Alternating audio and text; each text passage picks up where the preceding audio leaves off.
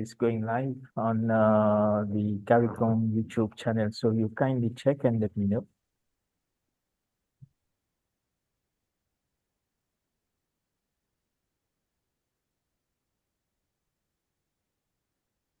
CARICOM colleagues, can you kindly check and let me know?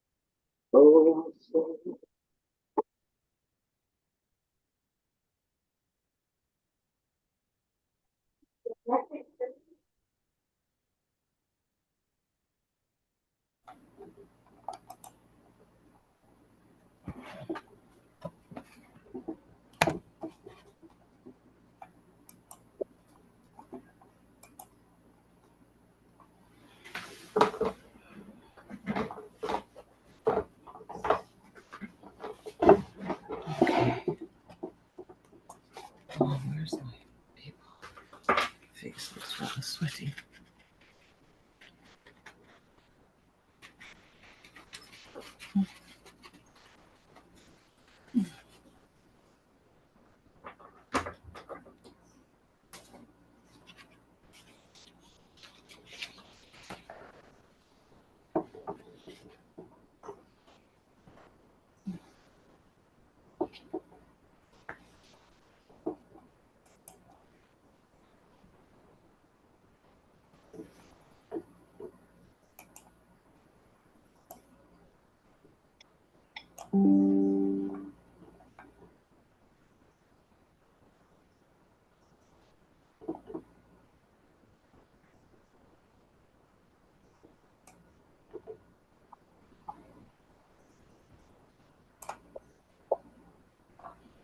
Okay.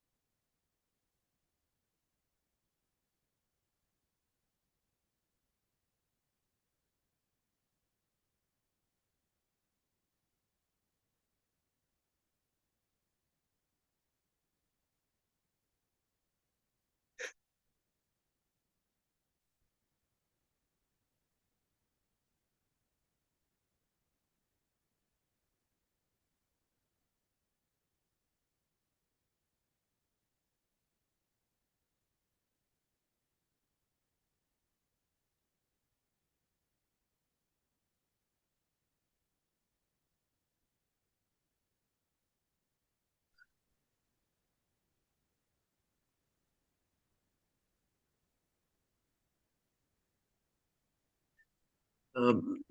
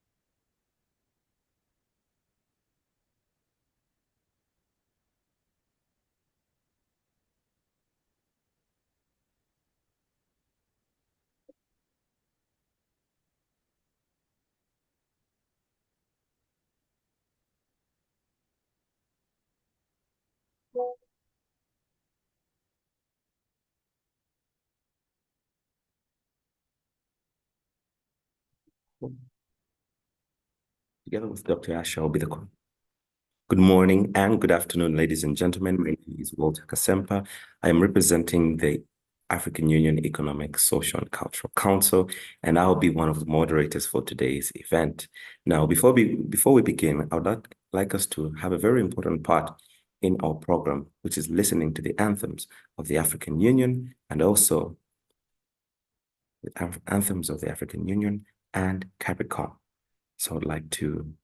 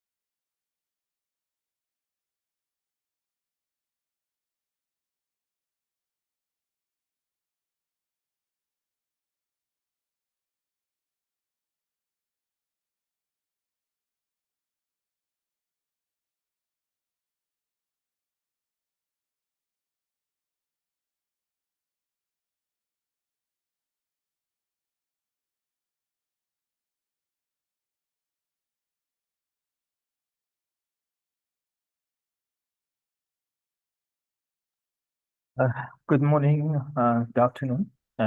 This is from the technical desk of the African Union Economic Social Cultural Council. We are about to start the Global People to People Forum. This is just a quick technical housekeeping before I hand over the floor to the moderators of this event. So we just want to inform all the participants that we have interpretation services available. If you look on your Zoom, you will find a globe icon. That globe icon, you click on it, you will have French interpretation. So if you will wish to have the French interpretation, you click on that one, you'll have your French interpretation. You have a Q&A. If you have any particular question to any of the presenters, so please use the Q&A for your questions. We have a team, but I think later on the moderator will will give you more information about that one. So for now, we Morning just and want to good inform afternoon, you ladies and gentlemen. that this I am representing that- the that- African Union Economic, Social and Cultural We just- Council, and I'll be one of the moderators for today's event. Now, before we begin,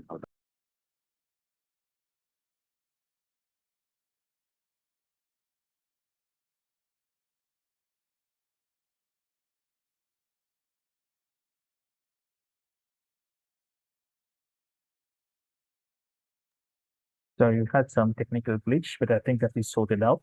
So we were just mentioning that the interpretation channel is available now. You can switch to French if in case you need the French interpretation.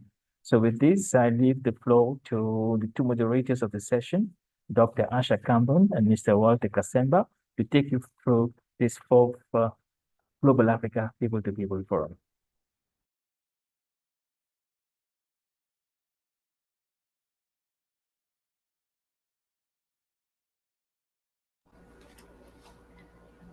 Good morning. Good morning, participants all. Good day, participants all. Good afternoon, participants all. Welcome to the 2024 Global Africa People to People Forum. It's a splendid day, so whatever time of the day it crosses you, we're quite excited to have you join us here. And today, of course, the theme is looking beyond 20 years of strategic engagement and Pan-African solidarity. And my name is Dr. Asha Kambon, and I'm representing the Caribbean Pan-African Network and the Emancipation Support Committee. And it's my absolute pleasure to be here with you today as one of your moderators. I will turn you over now to our other moderator, Mr. Walter Kasempa, and he will introduce himself. Walter, the floor is yours. thank you so much, Dr. Asha, for your introduction. My name is Walter Kasempa.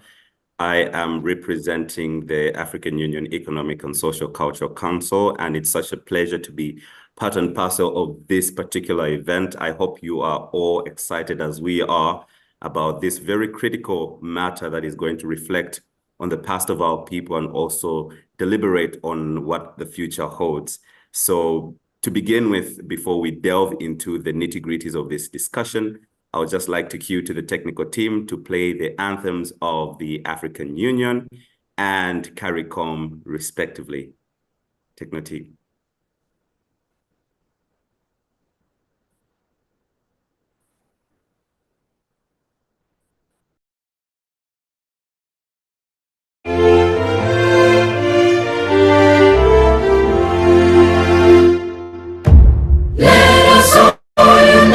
Celebrate together the victories won for our liberation. Let us dedicate ourselves to rise together to defend our liberty and unity. All sons and daughters of Africa, flesh of the sun and flesh of the sky, let us make Africa a tree of life.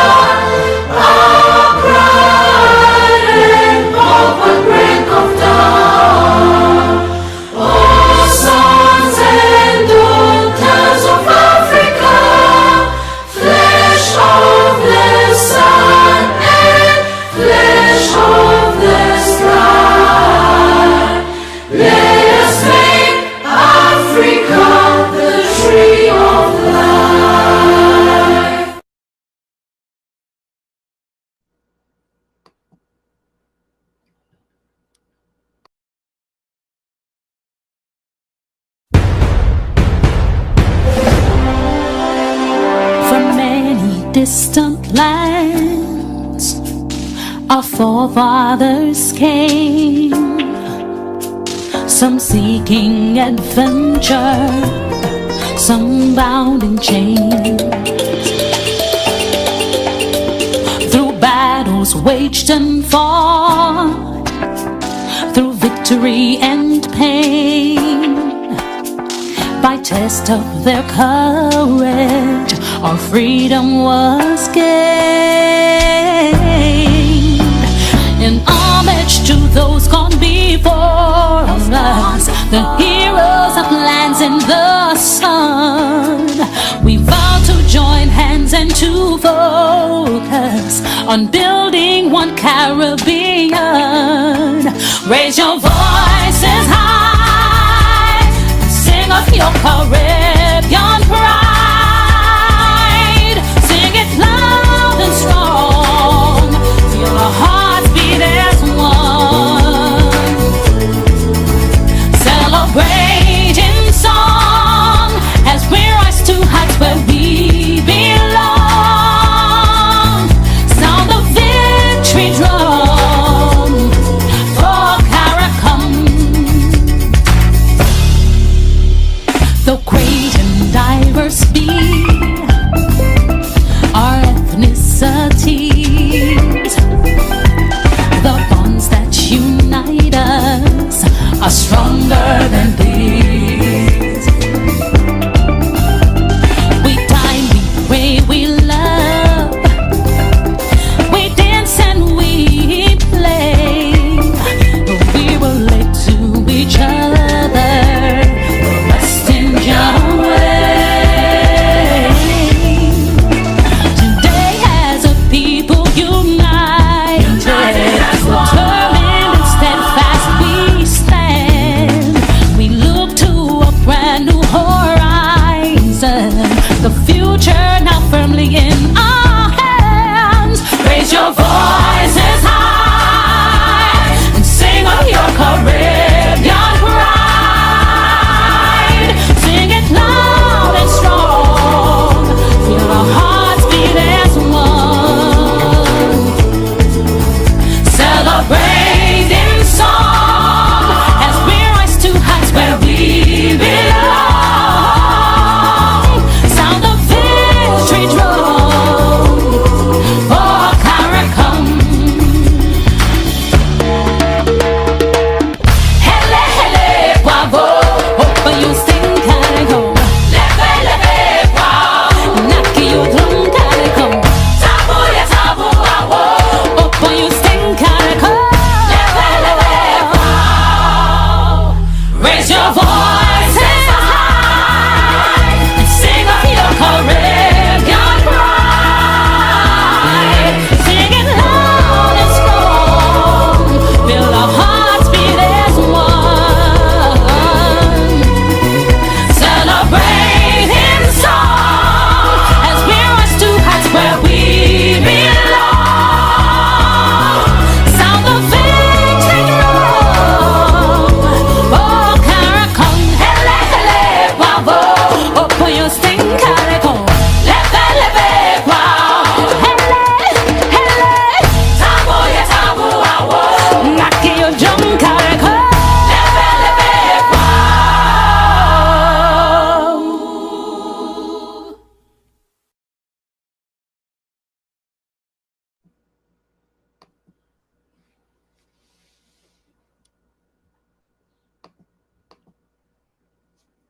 Ladies and gentlemen, those were the anthems of the African Union as well as CARICOM. And from the lyrical content, I'm sure you can tell that these are our fundamental values and principles as a people in wanting to see the best for the people of African descent. Ladies and gentlemen, welcome to this meeting once again. So this meeting is happening in collaboration with the African Union Economic, Social and Cultural Council, as well as the Caribbean Pan-Africanist Network and the Emancipation Support Committee of Trinidad and Tobago. And the aim of this meeting, ladies and gentlemen, is to strengthen the bond of solidarity between the African diaspora and Africans living on the continent. I'd like to hand over to my moderator for some remarks. Thank you so much, Walter. And I'm so inspired by those words. I mean, the sons and daughters of Africa, you know, let us have peace, let us have justice, and then sing CARICOM. So I think we're on to a very inspiring morning. So this morning, we're actually going to have greetings from a number of our distinguished guests from both from the ECOSOC and the African diaspora. And our intention over the entire day is to review the 20 years of strategic engagement between the AU ECOSOC and the AU CEDAW and CPAN. And this is an amazing, I think it's very interesting that both entities are celebrating their 20th anniversary at the same time. It tells us something about the way in which, as though the time has come for this connection between the continent and its diaspora. And I think that's an exciting moment. And also it's going to be a time during this today where we are going to advocate for Africa and the diaspora as an agent, and both an agent and as zones for peace. Critical moment in our time that we can, for development, need to be able to enjoy peace. So here we go. And let's have our first group of speakers, and Walter will introduce them for you. Walter, please. Thank you so much. Just before we introduce the speakers, I mean, I think what you just mentioned, Dr. Asha, is really critical to the foundation of this particular meeting. Just last year, when we had this Global Africa People to Peoples Forum, we were in the last year of the Decade of People of African Descent.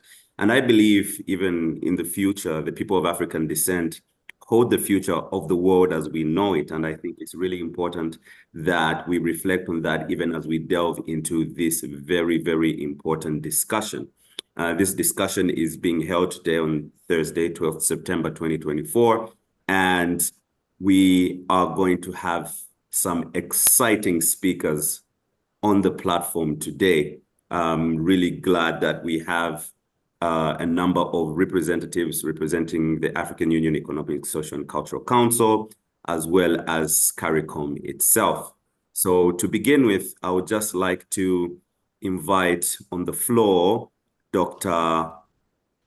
Kafra Kambon, who is the coordinator of the Caribbean Pan-Africanist Network. But before he comes through, we have just been joined by the African Union Economic, Social and Cultural Council presiding officer. So we will have, first of all, Mr. Khalid Budali, who is the presiding officer of AU ECOSOC, to give his remarks. And then we will go straight to the coordinator of the Caribbean Pan-African Network. Mr. Khalid Budali, you are welcome to the meeting and the floor is yours. Yes, good afternoon or good morning, and I apologize. I'm technically in a very remote area in the mountains, so please forgive me for not using the camera. Allow me to thank His Excellency Mr. David Commission, Chairperson of the Caribbean Pan-African Network, Excellency Honorable Chief Fortune Charombir, President of the Pan-African Parliament, Excellencies, distinguished delegates, honorable guests, Pan-African leaders, representative of civil society, academia and youth, friends and colleagues of ECOSOC Secretariat.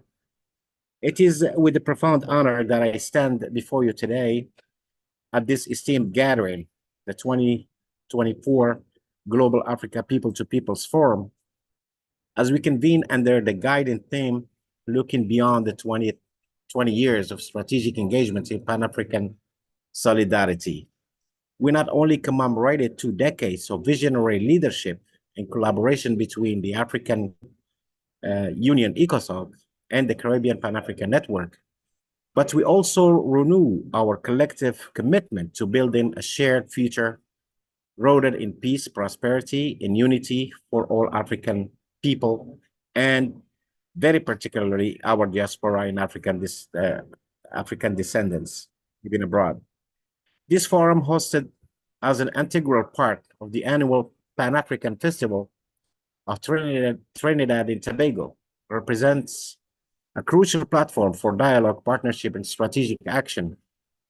It is a space where we, as Africans and descendants of Africa, can engage in meaningful conversation, exchange ideas, and create synergies that transcend borders and generations. Today, we gather with the singular mission to define the path forward in our Pan-African journey, a path grounded in solidarity, resilience, and collective prosperity. At this moment of reflection, it is important to remember this origins of this forum, or the origins of this forum, from its inaugural edition in 2020, held virtually under the title Africa Caribbean People to Peoples Forum. It is a strategic rebranding in 2022 as the Global Africa People to Peoples Forum. This gathering has evolved into an indispensable vehicle for Pan-African dialogue and cooperation. The rebranding was more than a mere change in name. It symbolizes an expansion of our scope and a deepened commitment to strengthening ties between Africa and its diaspora, reaching across regions to create a global platform for shared progress. Your Excellencies, ladies and gentlemen, friends and colleagues, members of CSOs and NGOs, as we embark on this renewed chapter, we do so with the clear objectives. The forum this year seeks to achieve several critical outcomes. First, we aim to define a strategic pathway to enhance future collaborations among key Pan-African institutions, namely ECOSOC, CEDAW, and SPAN. This strategic pathway will serve as a roadmap, guiding our engagement in partnership, ensuring that we are united in an effort to tackle the challenges of the 21st century. One of our foremost priorities is the promotion of peace and security within Africa and its diaspora.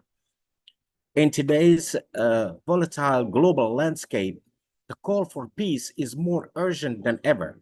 As such, this forum will advocate for initiatives and strategies aimed at the prevention and resolutions while advancing a culture of peace, good governance, and accountability.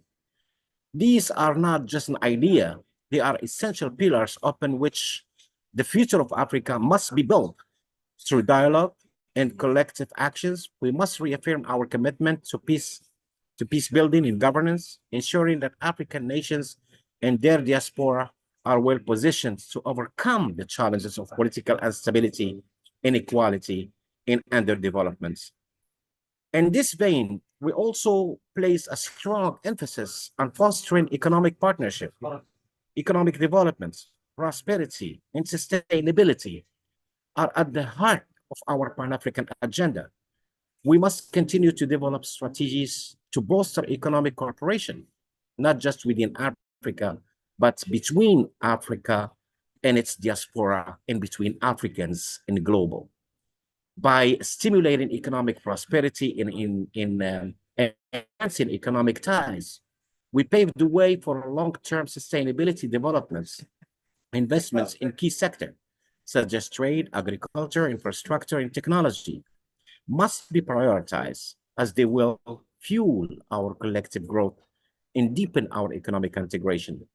As we consider these challenges, friends and colleagues, ladies and gentlemen, your excellencies, and opportunities before us, it is imperative that we approach them with the spirit of unity and inclusivity. The Global Africa People to Peoples Forum is a manifestation of Pan-African ideas that recognizes the inherent strength of our diversity. The forum inclusion of stakeholders from across the African Union, the Caribbean, civil society organizations, academia, youth, and beyond underscores the importance of inclusive dialogue and multilateral cooperation in advancing our shared goals. The participation of youth represents it's particularly significant for the younger generation that will inherit the mantle of leadership and continue the work of building a just, prosperous Africa. In this context, ladies and gentlemen, of this year's theme, looking beyond the 20th anniversary of strategic engagement in Pan-African solidarity, we are called to look forward, to build on the momentum and success of the past 2 decades, and to lay the foundation of the future. The milestone we have achieved thus far are a testament to the power of unity and collaboration. But there is still much work to do, or have to be done, or must be done. We must look beyond today's challenges, beyond the complexity of geographics, and focus on the future. We seek to create a future defined by peace, sustainable development, and the enduring bonds of solidarity that connect all the African people. And in my conclusions, ladies and gentlemen, Your Excellencies, allowed me to emphasize that this forum is not just an event. It is a movement that seeks to transform the vision of Pan-Africanism into a living reality. Through our collective effort, we can forge strong partnership, deepen our engagement, and propel Africa and its diaspora toward a future of shared prosperity and peace. Special thanks indeed, in behalf of the Economic, Social, and Cultural Council, in behalf of the Standing Committee, in behalf of the African citizenry, are extended to the remarkable efforts in advancing the Caribbean Pan-African Network, to the Pan-African Parliament, and strengthening collaboration among civil society, academia, and youth, with ECOSOC as a key partner. This steadfast commitment to championing the implementation of these initiatives has been vital in fostering unity, advancing policies, and shaping a shared vision of prosperity and inclusivity for all Africa and Africans and its diasporas.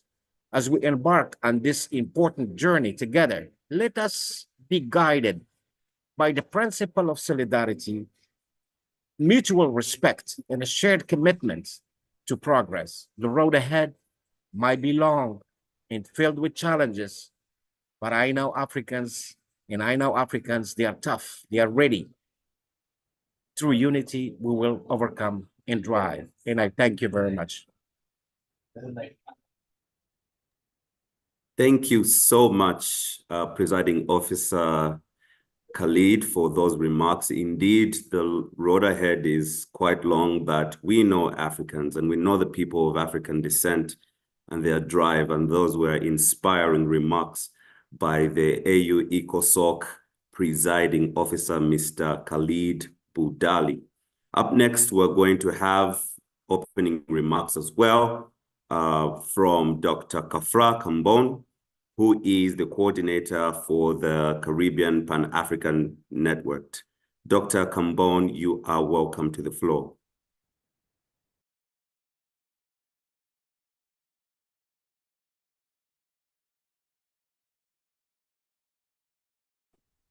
Okay, thank you very much, and greetings to all the distinguished persons whose names I'm seeing here on this list here. And thank you very much for having me as part of this discussion this morning. I must say that I had the fortune to be part of the formation of ECOSOC. I was there from the early days. That has been a privilege. It has been far more than a privilege. And I've gotten a lot of satisfaction from it. And the fact that ECOSOC is still an important part of the governance structure of the African Union. And in a sense, it has to be part of the governance structure of Africans globally. I think this is a very important and celebratory occasion. Africans, despite all where we have reached, we definitely have a long road to go. There's so much potential in our people, and the scattering of our people, which seem to be a disadvantage, is something that we have been turning to our advantage as a people through the Pan-African movement. somehow I get the feeling that the movement has been in a bit of a decline. And I feel that the African Union has become a real inspiration. It has re-injected, because of its policy on the diaspora, the African Union has re-injected something into that Pan-African movement, which had been carried by descendants of Africa from outside of the continent in partnership with people like Kwame and Nkrumah and so part of that leadership on the continent of Africa. So now we have been reaching new milestones all the time, and the formation of ECOSOC in recent times is certainly one of those milestone moments in the continued history and development of Pan-Africanism. We now face many new and different challenges in the world as a people. In my opinion, we are nowhere near to playing the part that we ought to play in the world that is taking shape today. And the only way that we are going to achieve our potential as a people, I mean, we have many, many individuals outstanding in every possible field of endeavor, but for us to achieve our place as a people, we need to keep strengthening the African Union itself and that relationship between the African Union and its diaspora. Because if we were to measure our human resources, we as a people, wherever we are in the world, should not be in the position that we are in. Outstanding individuals are there and will always be there, but we have to continue to strengthen institutions like ECOSOC, like the African Union, and we have to insist, wherever we are in the world, that we fight for the inclusion of positive information in our formal education systems. A lot of the development that is pushed by civil society and all of that, unless a lot of the information is institutionalized in our education systems, then I think that we are going to be struggling very much in ways that we should not have to struggle at this time, you know, in our evolution and our overcoming the challenges of enslavement and dispersal, those kinds of challenges that have been very unique to the African people of the world.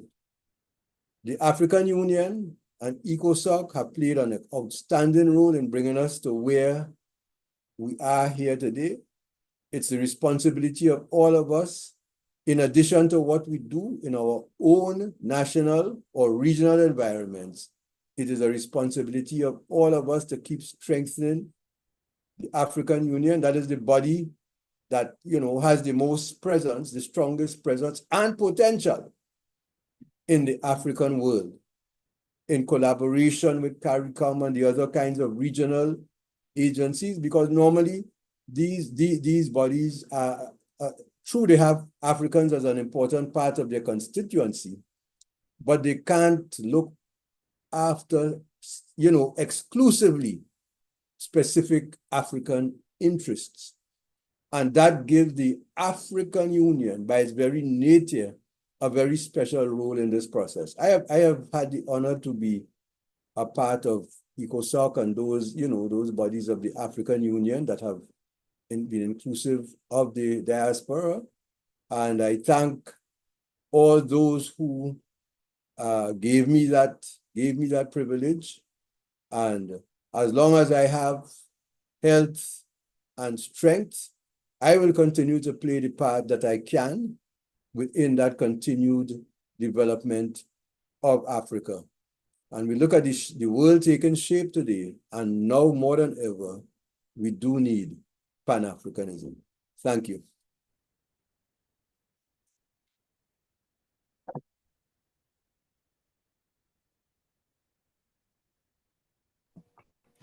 Thank you, Dr. Cambon, for that warm remarks and for reminding us that Pan-Africanism continues as an approach and as a way in which we can strengthen and achieve the goals of the African Union and the Caribbean Pan-African Network.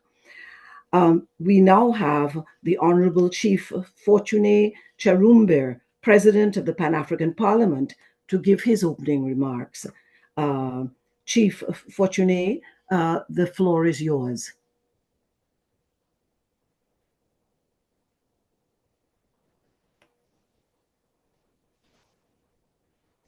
Do we have, is Chief Cherumbe with us, or is he having any difficulty joining us? Could the technical team let me know? Okay, it appears that he's having some difficulty. He's not online. So we're going to move right on to the group photo. And when he arrives, we will allow him, and of course, the space to be able to speak. So may I invite you all? I think there are over hundreds of people here with us today. Well, I think we have over 130 people. We're going to ask you all to put on your cameras so that we can have the group photo. Can everyone join us with their cameras on? Those who can get their bandwidth sufficient to be able to get their cameras going so that we can get a group photo. Could we please get those cameras on? I'm not able to see you all, but the technical team will let me know when everyone has their cameras on, and we'll be able to proceed with the group photo.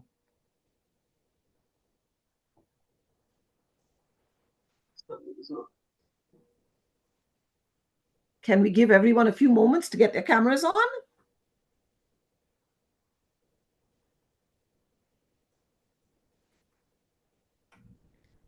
How's that going, team? I'm not able to see if all people have put on their cameras. Is Walter with me? Walter, you have any indication whether we're ready for that group photo?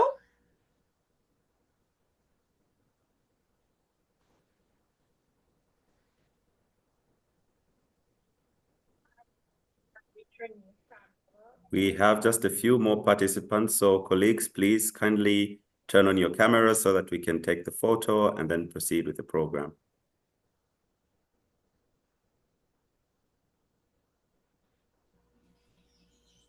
Okay, as soon as the photo is taken and our technical team give us the okay. You're taking a good photo. Then ask everybody to put on their camera. You don't really just go and put on your camera.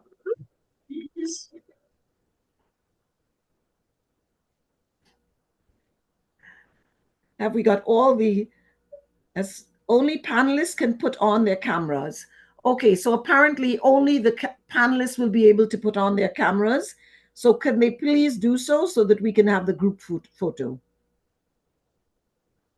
And I'm going to just let the technical team tell me when that has been accomplished, and then we can proceed.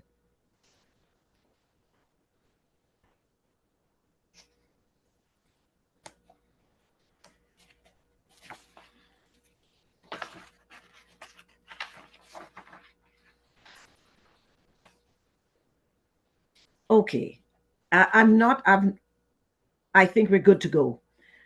Okay, so let us begin now with our first panel. Am I able to introduce our first panel? I'd very much like to do so. And our first panel is going to look at the issue of commemorating 20 years of existence and the AU diaspora engagement. And the panel is going to help highlight some of the celebrations and some of the ways in which we have brought together the AU ECOSOC and the CEDAW and the AU and CPAN. On this panel, we have Mr. Kweiyertey Osei, Head of Programs of AU ECOSOC, Ms. Angela Foley Odai, Acting Head of AU CEDAW, and Ambassador David Commission, Chairperson of Caribbean Pan-African Network. So may I have those panelists, could you kindly all put on your cameras? So we have you on the ready. And we begin with Mr. Kweiyertey Osei, my good brother Osei, Head of Programs, AU ECOSOC. Thank you so much, Dr. Asher. Always an immense pleasure to see you and Brother Kambon as well. My greetings to Ambassador Commission. And I noticed as well that Ambassador Colin Grandison is with us. So I would like to take this opportunity to convey my greetings and regards to Ambassador Grandison, who has played an immense role in the formative years of this engagements between ECOSOC and the AU in general and CARICOM. Yes, so I will keep my remarks relatively brief because I think some of the gaps will be filled in by my co-panelist. So my name is Nana Chirichie Osei. I'm the head of programs here at ECOSOC. And we are one of the co-organizers of this conversation. And I just want to speak briefly from the perspective of the African Union with regard to diaspora engagement and the role that the African diaspora occupies in the African Union system. And I think I will start, on that point, right from the constitutive acts of the African Union, which is essentially the foundational document, the charter document of the African Union. And right in there, in our constitution, we explicitly name the African diaspora as an integral part of building or constructing the Africa that we want. And so right from the beginning, we are very clear that when we talk about the African Union, it is a union that exists for Africans.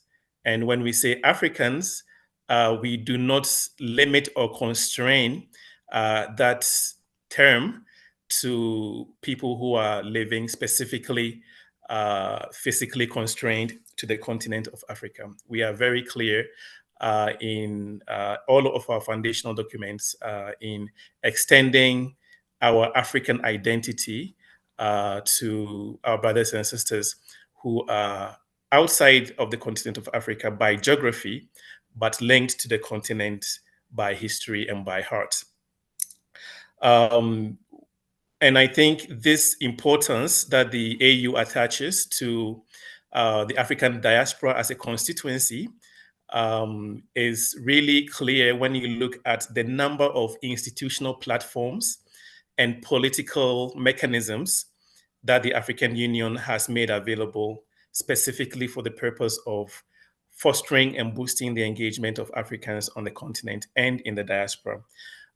So my co-panelists will include a representative from CEDAW, which is the Citizens and Diaspora Organizations Directorate of the African Union Commission, which is where I used to work before moving to ECOSOC, where I had the pleasure to make the acquaintance of all of our wonderful partners in Trinidad and Tobago, in Barbados, and in the wider Caribbean. And CEDAW is a unit within the African Union Commission that is charged specifically with creating an ongoing engagement and interaction between the African Union and the African diaspora. And within CEDAW, you have different desks that have been created. So the desk that I used to occupy when I was in CEDAW was the Americas and the Caribbean desk. And so the idea is to have this constant mechanism to have ongoing conversation and dialogue and interaction and engagement at the institutional level between the AU and the Caribbean and the Americas as well. We have similar desks within CEDAW, which look at the European region as well as the Asian and the Oceanic region as well. We also have ECOSOC, which is the organ that I work for now, ECOSOC being the Economic and Social Council of the African Union, which works as a civil society parliament within the African Union. So basically with a mandate to work together with non-state actors from the continent and beyond in order to ensure that the policy making and the decision making of the African Union at the political level always contains very specific and very tangible and very concrete contributions from civil society. And ECOSOC is, I would say, the only organ of the African Union that I'm aware of anyway, that specifically reserves a certain proportion of its membership to the African diaspora. So when you come into the ECOSOC General Assembly, which is this parliament that I mentioned, within the overall totality of seats that are available, there is a number of seats, a considerable number, I would say significant, that has been ring-fenced specifically for the African diaspora to come in and occupy. And so it's really quite important for us to continue this engagement. This people-to-people forum that we are having today is a good practical implementation of the importance of our mandate, which is to bring people together. We want to bring people together from Africa and the Caribbean to support the institutional and member states interaction that we know is happening. And so we'll continue to build this network of people from our two regions so that we are able to effectively develop one voice, a unified voice that represents our interests, which we know are shared anyway. We have common interests and common dynamics affecting our communities. And so it's really quite important for us to be able to do this. And we want also to be able to work alongside our institutions in the AU and CARICOM to formalize their partnership. And so I'm very happy to have learned recently that plans are ongoing to finally sign that long-standing memorandum of understanding between CARICOM and AU on the sidelines of the UN General Assembly, because that will then allow us to have a very structured way of interacting at all the levels, political, cultural, economic, and technical as well. So I just want to begin with these remarks. I'm sure we'll be able to speak some more, but I want to take this opportunity to really recognize colleagues from CPAN, the Caribbean Pan-African Network, the Emancipation Support Committee of Trinidad and Tobago, people, leaders on this call who may not be well known to everybody on the call, but who are very well known to us in the AU, Dr. Kambon, Ambassador Commission, both Dr. Kambons, Dr. Asha Kambon and Dr. Kafra Kambon, Dr. Commission and Zakia, everybody that has been at the beginning of what I now believe is a very well-functioning. Obviously, there's room to improve with everything, but I think we've got to a place where our cooperation is strong. And again, I would like to convey sincere appreciation from ECOSOC and from the AU to all of our colleagues. So thank you so much, and I'll yield the floor back to you. Thank you.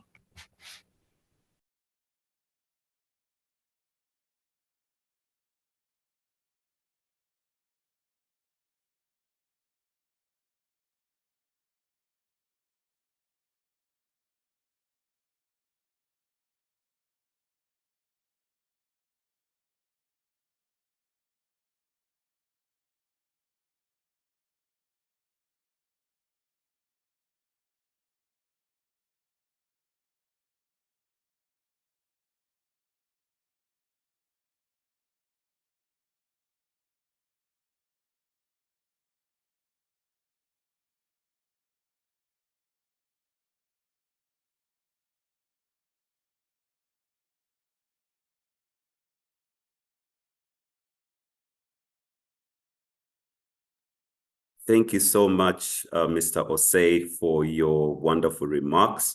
At this time, we'll just go straight to Ambassador David Commission, the chairperson of the Caribbean Pan-African Network, to give his remarks as well. Ambassador, Your Excellency, you are welcome.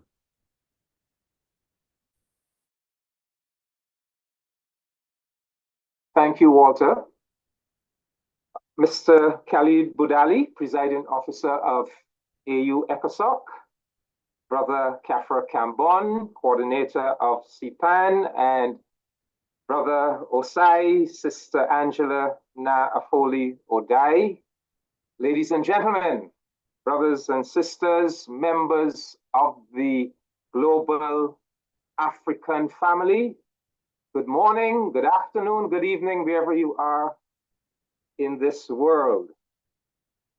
I wish to reflect on a 20-year journey that brings us here today. As you know, I am the chairperson of the Caribbean Pan-African Network, and I can still vividly remember that day back in the year 2003, when I traveled from Barbados to the neighboring Caribbean island of Trinidad to participate in a groundbreaking African Union workshop to brainstorm the concept of the African diaspora and to work out a definition of the concept of a member of the African diaspora. And the definition that we developed at that workshop was as follows, and I quote: "The African diaspora consists of people of African origin living outside the continent, irrespective of their citizenship and nationality, and who are willing to contribute to the development of the continent and the building of the African Union." So it was very important that we establish what we meant by African diaspora. And then in the following year, 2004, against the background of the AU having officially established its Citizens and Diaspora Directorate or Office, CEDAW, and its Economic, Social and Cultural Council, ECOSOC, two Pan-Africanist organizations from the Caribbean, the Clement Paine Movement of Barbados and the Emancipation Support Committee of Trinidad and Tobago, collaborated with CEDAW to stage a meeting of Caribbean Pan-Africanist organizations and activists in Bridgetown, Barbados. In fact, that meeting was held at the offices of the Barbados government's Commission for Pan-African Affairs. And the purpose of the meeting was to create a new Caribbean regional Pan-Africanist network that would partner and work with the relevant African Union institutions to help craft and implement the AU's 6-region diaspora initiative. Thus was born the Caribbean Pan-African Network, CPAN, exactly 20 years ago on the 12th of September, 2004. Khafra Kambon from Trinidad and Tobago took on the role of coordinator. I took on the role of chairman of CPAN. Sister Zakia Uzoma Wadada, she took on the role of administrative director. And 20 years later, we are still here, still walking the walk and talking the talk. The CPAN, I would like to share with you its mission statement. The mission statement is very clear. The network's mission is to develop and expand cooperation between Pan-Africanist formations in the Caribbean region, to work with other regional Pan-African networks, and to engage in a formal institutional relationship with the African Union in pursuit of the goal of empowering, developing, and integrating the African peoples of the continent and the diaspora. So that has always been our mission. We envisage that just as a regional network was established in the Caribbean, that other regional networks would have been established in other parts of the African diaspora, and that all of the regional networks would have a relationship, and of course, we would all engage with the relevant African Union entities such as ECOSOC and CEDAW. CPAN, we incorporated in Trinidad and Tobago under the laws of Trinidad and Tobago, and we established our headquarters in Trinidad and Tobago courtesy of the assistance of the Emancipation Support Committee of Trinidad and Tobago. So our headquarters is actually, the CPAN headquarters is actually also the headquarters of the Emancipation Committee of Trinidad and Tobago. At our peak, CPAN had membership from 20 different nations of the Greater Caribbean. So virtually all of the CARICOM member states, inclusive of Haiti and Suriname. I think perhaps the only two CARICOM member states that we have never had membership from are Belize and the Bahamas. We also had membership and have membership from the French-speaking Caribbean territories of Martinique and Guadeloupe, from the Dutch-speaking territory of Curacao, from the Virgin Islands, and even from Central America, from such Central American countries as Costa Rica and Nicaragua. And from the very outset in 2024, CPAN had a very close relationship with CEDAW in particular, and then on to ECOSOC. In fact, CEDAW was very instrumental. The CEDAW presence in Barbados when we established CPAN was very critical. And over the years, we worked very closely with Dr. Jimmy Adisa, director of CEDAW, Mr. Ahmed El Bashir, Dr. Disa's deputy, and our brother Osai, who we all know as Nana, who at the time was a program officer with CEDAW. He is now the program manager at ECOSOC. And brothers and sisters, if I was to characterize the record of CPAN, I would need to break it down into its 2 decades of existence. The first decade, from 2004 to 2014, I would say that we focused on such things as contributing to the construction of ECOSOC. CPAN members were involved in helping to craft the ECOSOC statute, in helping to develop ECOSOC's operational procedures. For example, we attended very important meetings all across the African continent, in Nigeria, Algeria, Ethiopia, the Seychelles, Egypt.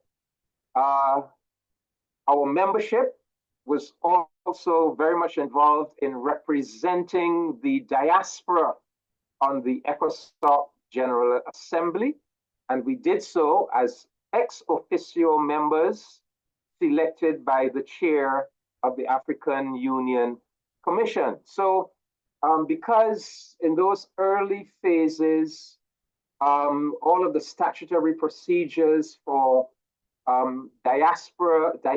representatives of the diaspora to take up seats in the ECOSOC General Assembly, those procedures were not in place. Quite often, the chairperson of the African Union Commission selected persons from CPAN to represent the entire diaspora on the ECOSOC General Assembly. So African Bond, our sister from Costa Rica, Martha Johnson, I myself represented the diaspora on ECOSOC, and it was always a great honor to be a representative on the ECOSOC General Assembly. I can still recall when I was inducted into ECOSOC in Egypt, in Cairo, and I had to take that oath, the public taking of an oath, that I will be faithful, loyal, and bear true allegiance to the African Union and its ECOSOC, and will preserve, protect, and defend the Constitutive Act of the African Union. I will respect and promote the principles enshrined in the Constitutive Act of the African Union and abide by the rules and objectives of the ECOSOC. I will, in the course of my duties for ECOSOC, not seek or accept instructions from any authority external to the African Union. So help me God. So to be part of the ECOSOC General Assembly and to represent the entire diaspora was indeed a very sacred duty. We also, in that first decade, contributed importantly to the construction of the African Union's Agenda 2063. We were able to play a role. We were able to input ideas and suggestions for Agenda 2063.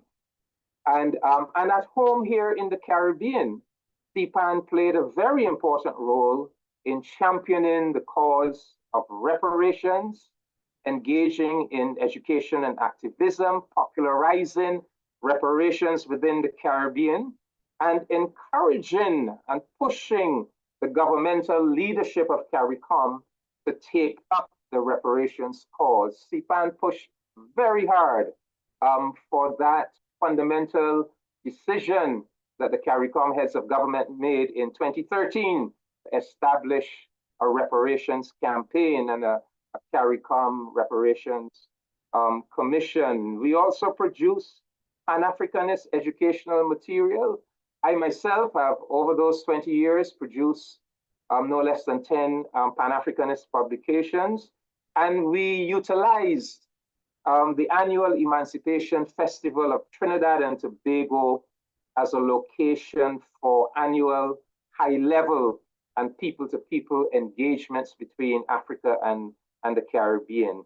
So that was the work, I would say, of the first decade.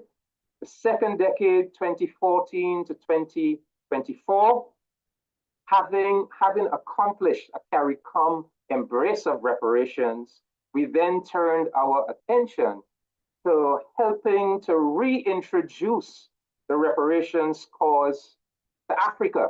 You know, Africa had pioneered in reparations back in the early 90s, but had somehow lost the grasp of the issue. So we worked with our brothers and sisters in CEDAW and ECOSOC. We introduced our own reparations manifesto to them, and we have had spectacular progress. I mean, just last year we had the African Union Reparations Study Tour to the Caribbean, and that was followed by the Accra Reparations Conference in Accra, Ghana. I would say during that second decade, we also played a role in encouraging CARICOM to recognize that its destiny was bound up with the destiny of Africa and the African Union, and we encouraged CARICOM to reach out to the AU. In fact, I can still remember in 2015 when CPAN invested considerable resources in taking a substantial delegation, a leadership delegation to Georgetown in Guyana to meet with the Secretary General of CARICOM and his officers to discuss the relationship with the AU, the need for that memorandum of understanding to be signed, etc. And we have seen tremendous progress. In 2021, we had the first Africa CARICOM Heads of Government Summit. And just last Saturday, we were celebrating Africa CARICOM Day. And of course, a big part of all of our work has always been the partnership with CEDAW and then with ECOSOC, including the development of programs such as this Global Africa People-to-People Forum. CPAN has also always had a strong Caribbean focus to its work, and we have dedicated ourselves to issues like the unfinished decolonization campaign for the Caribbean, and the troubling issue of Haiti, trying to keep the spotlight on Haiti and to help Haiti out of its trauma.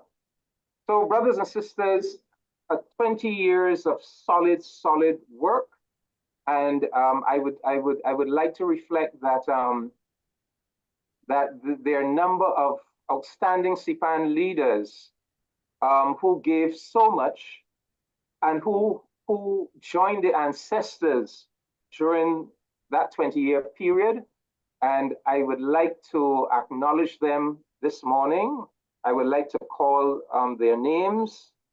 They have left us, but they're not forgotten. And in fact, in spirit, they still remain here with us. Jean Emmanuel of the Virgin Islands, Jocelyn Clemencia of Curacao, Tracy Wilson of Trinidad and Tobago, France Ligros of Haiti, Nadia Ravelez of Suriname, Jocelyn Lonk of Guyana, Ras Iral Jabari of Barbados, Ras Frankai or King Frankai of Antigua and Barbuda, Sister Ijania Christian of Anguilla, John Lonk of Guyana, and Bobby Clark of Barbados. And we remember them, we hold them in such high esteem, and we know that their spirits are smiling with us here today as we commemorate 20 years of CPAN and its relationship with ECOSOC and CEDAW. And let me just end by saying that as much as we have accomplished over the past 20 years, we know that there's still so much work still to do.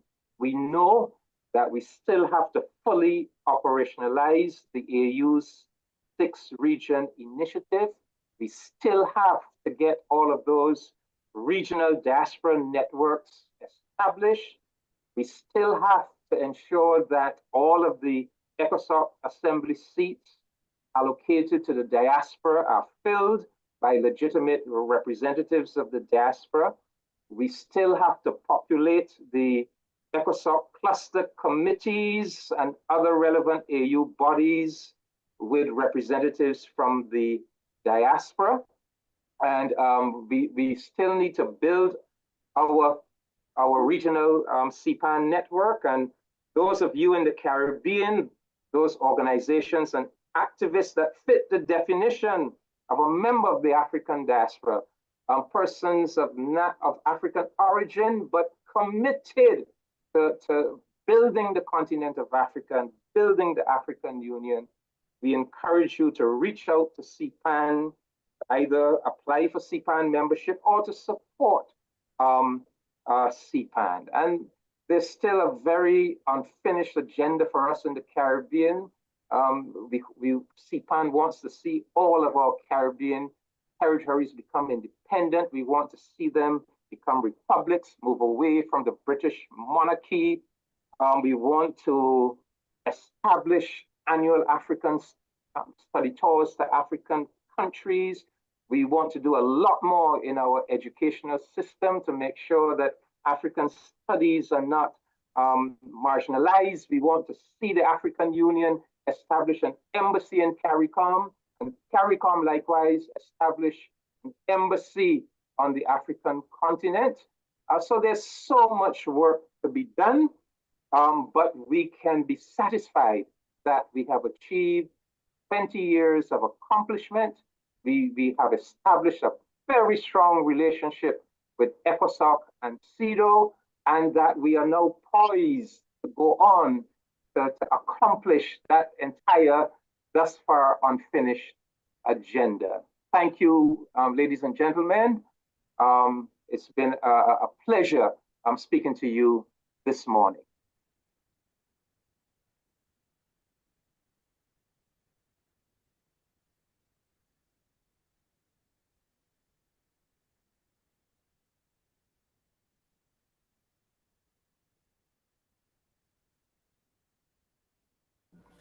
Thank you very, very much. Certainly an excellent overview.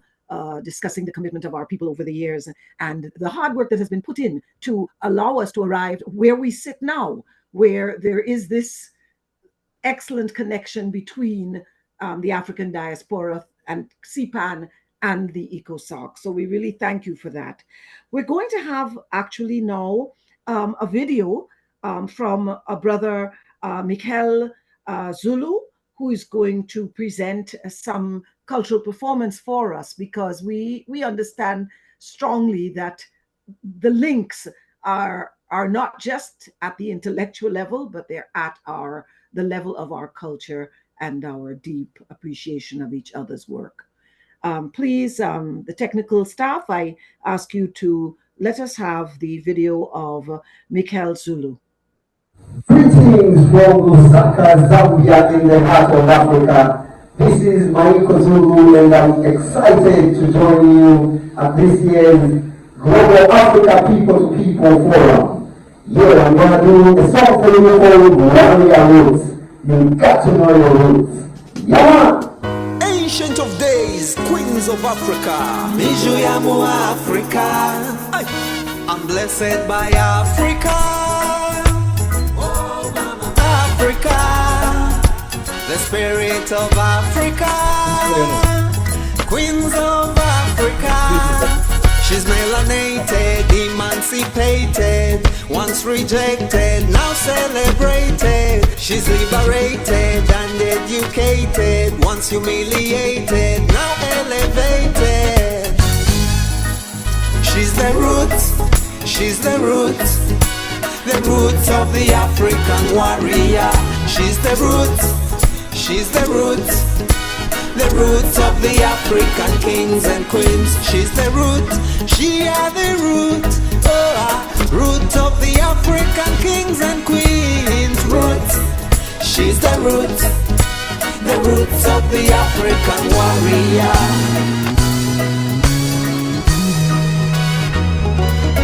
She's independent and dedicated, been disappointed, still she is blessed. Was underrated and not protected, incarcerated, now she's uplifted. She's been exploited, miseducated, misinterpreted, now vindicated. She was rejected and violated, was brutalized, now she's exalted. She's the roots, she's the roots, roots of the African warrior. She has the roots, she has the roots, hey, the roots of the African kings and queens. She has the roots, hey, Miju yamu Africa. You've got to know your roots, hey, your Miju yamu Africa, Miju yamu Africa.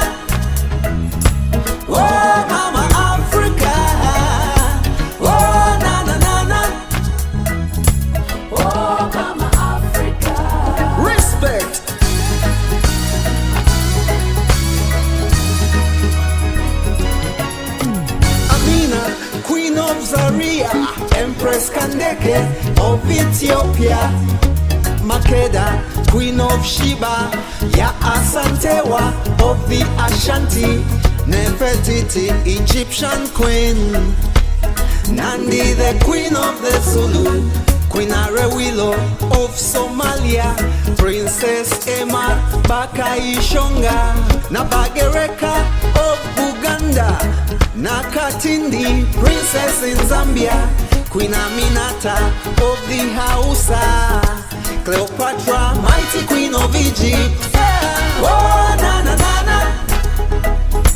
Oh, Mama Africa. Oh, na na na na. Oh, Mama Africa. Yes, Aya. Oh, Mama Africa. Respect. Mama, the roots of the African queens. Oh yeah, roots of the African kings. Oh, Mama Africa. African kings. The roots of the African warrior. Roots of the African kings. Oh, na na na na. Oh, Mama Africa. Oh, na na na na. Oh, Mama Africa. Oh, na na na na. Oh, Mama Africa. Oh, na na na na. What is called CARICOM? Oh, Mama Africa. CARICOM, its headquarters is based in Trinidad Tobago. So we are trying to strengthen level of collaboration, especially focusing on the African diaspora. And the diaspora is contemporary and those who are historical origin, bringing our brothers and sisters back from the Caribbean. Yeah, so it's an initiative, 20 years now. You sound French. No, I'm English. Really? I'm English. Ah. I come from Sierra Leone. We are first, our university was 1827. Most Zambians and Zimbabweans, and they studied in my university. 1827 will be 200 years this year, next year, our university. Thank you so much to Maiko Zulu for that amazing performance. And it really does speak to the very ethos of what it means to be African. And I jotted down a few of the lyrics that he said. He says, she has the roots of the African warrior. She has the roots of her kings and queens. So thank you so much to Maiko Zulu for that amazing performance. So we will be just delving into further into our program and having our second session of panelists. Now, this session is themed Empowering Africa and the Diaspora as Agents and Zones of Peace. So it will provide a background on peace and security efforts in Africa and the diaspora, focusing on the AU's Agenda 2063, specifically Aspiration 4, which envisions a peaceful and secure Africa. It will address conflict prevention and resolution, peace, education, governance, accountability, and emerging threats to peace.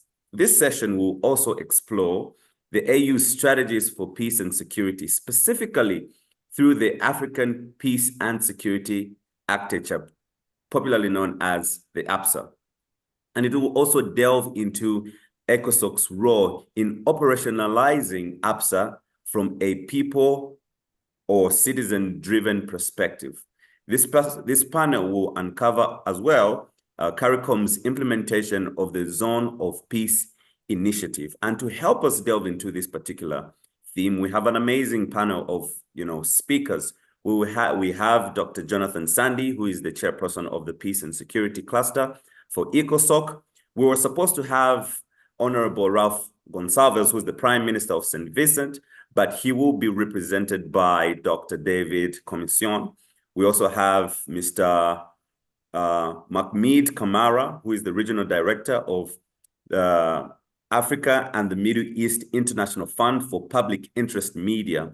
And then afterwards, we'll have some youth respondents, Ms. Darshin Ramnaut from AU DPAPS, as well as Mr. Tahir Buldalia from Barbados. So to begin with, I would like to invite Dr. Jonathan Sandy to give his 10-minute remarks. Dr. Sandy, you are welcome to the floor. Yes, thank you so much, Walter, and distinguished ladies and gentlemen, fellow participants from ECOSOC, the CPAN, and all of us around the globe, our diaspora. Thanks for previous speaker. Let me acknowledge that it's been a wonderful opening session, and as well as listening to the first panel, including Nana and our ambassador, David Commission. I think they have laid the foundation for the conversation. We are celebrating 20 years, as we all know, in terms of enhancing our level of collaboration and cooperation. As Walter, you described, my name is Jonathan Sandy. I am the chair for the ECOSOC Peace and Security Cluster. I also manage a regional center in terms of governance security policy initiative. So coming back, I think to frame the conversation of how we can empower African citizens and diaspora as agents or Zooms of peace, sharing some experiences. First, I would like us to reflect on one, the context in which we are in terms of security, peace and security, both on the African continent and across the geopolitics, the globe. It is very clear that in terms of context analysis, we are framing the issues. The nature of threats to our human security is under attack, and it is comprised of a multiple and complex challenges, both from traditional and non-traditional security threats. When we talk about traditional security threats, conventional warfare, for example, on the African continent, as you can all remember, within the 1980s, late 1980s to down to the 2010s, we had a decade and a half, we had over 21 interstate conflict. That is conflict that were led by rebel movements, rebellious non-state armed groups. We had the Sierra Leone war on the RFP, then we have Liberia on MPF, the MPRC with Charles Taylor. We have in Angola, then we have several others in Burundi, and then we have characterized with military coups. Those were the characters. And then we only had two interstate conflicts, state to state, which was the conflict between Nigeria and Cameroon for the Bakassi Peninsula, which has been resolved as well. And then we have the Eritrea-Ethiopia crisis, where it was a border dispute between Eritrea and Ethiopia. All of those have been resolved at some point. But however, when we look at the new threats to our human security on the continent and across the world, we have seen that many of these threats are more related to spillover effect, transnational organized crime, whether terrorism, violence, extremism, whether drugs, human trafficking, or narco trafficking, they are all part of our human security. And therefore, when we look at the threat analysis and risk and threat analysis to our survival and reduction in poverty and advancing economic growth and development, has indicated in the African Union Charter, African Union Agenda 2063, it is very clear that we cannot achieve that vision of prosperity for every African, whether in the diaspora or on the continent, because of the nature and type of threat we face, whether it's cybercrime now, environmental security issues to do with climate change and disaster and flooding. I remember quite well my experience in working in Guyana, and there was some aspect of the CARICOM when I was back in the United Nations and government in terms of experience sharing. So in those occasions, what does this mean in terms of empowerment of African citizens in particular? Because the nature and type of how the United Nations and multilateralism or regional organizations have been established before was more state-centric. When you look at the 1945 UN Charter, for that matter, it stressed the role of the UN Security Council and the General Assembly and many other organs, which were more state-centric. This was to respond to conventional warfare between states or between rebellious movement, where we had the tools and the processes in terms of policies and frameworks, standard operational guidelines, which the UN had developed, whether for ceasefire negotiation, whether for negotiating peace agreements on the continent across the globe. They were all not sufficient to get the departments of peace support operation or peacekeeping operation in New York, which had the primary responsibility through the UN Security Council to manage conflict on this act, has not been quite effective in dealing with issues around asymmetric warfare, such as terrorism and violent extremism, that is very much top security threat on the continent. When you go to the Sahel, you will see ISIS, Boko Haram, Al-Qaeda in the Madrid, they are all flew into the Sahel region, which is putting stress in terms of border communities and member states, especially in the Sahel region and ECOWAS. The similar thing in the Horn of Africa and East Africa, the role of Al-Shabaab, the spillover effect of Al-Shabaab as a non-state armed group has had quite considerable spillover effect on stability in Kenya, as well as in Uganda, and then many parts of them. We also seen recently the emergence of Asunawa Jamal, a terrorist group linked to the crisis in Cabo Delgado in northern Mozambique. And therefore, what is the implication of the crisis in northern Mozambique, Cabo Delgado, of the activities of non-state armed groups such as Asunawa Jamal, which are terrorist groups, on spillover effect on economic and political stability within the SADC region? So in other words, when you come to top-notch priorities on the continent, we have seen that asymmetric warfare through the activities of foreign fighters, mercenaries, and then non-state armed group has a continental spillover effect.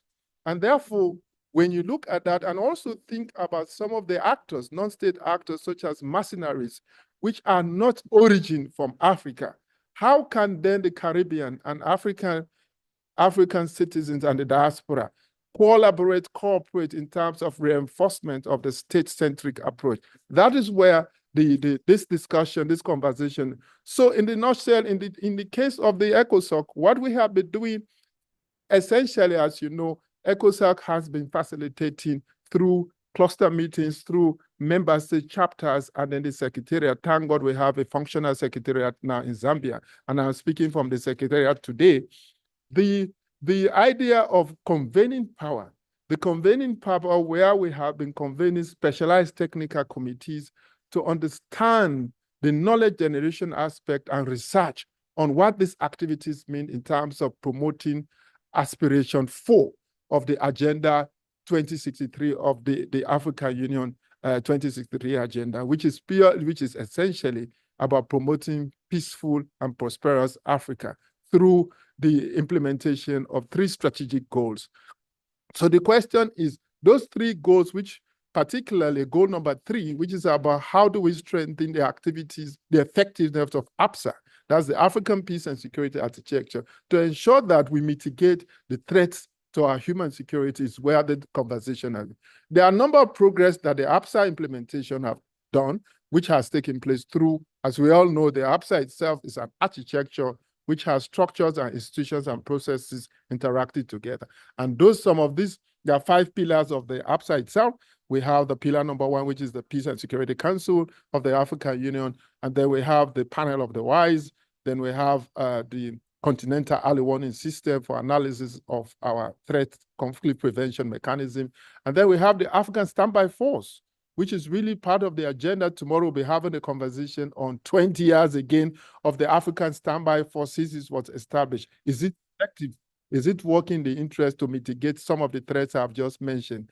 And then lastly, we have the Peace Fund, which is really a solidarity fund in terms of mobilizing resources to address peace and security. And I'll link that to economic development issue.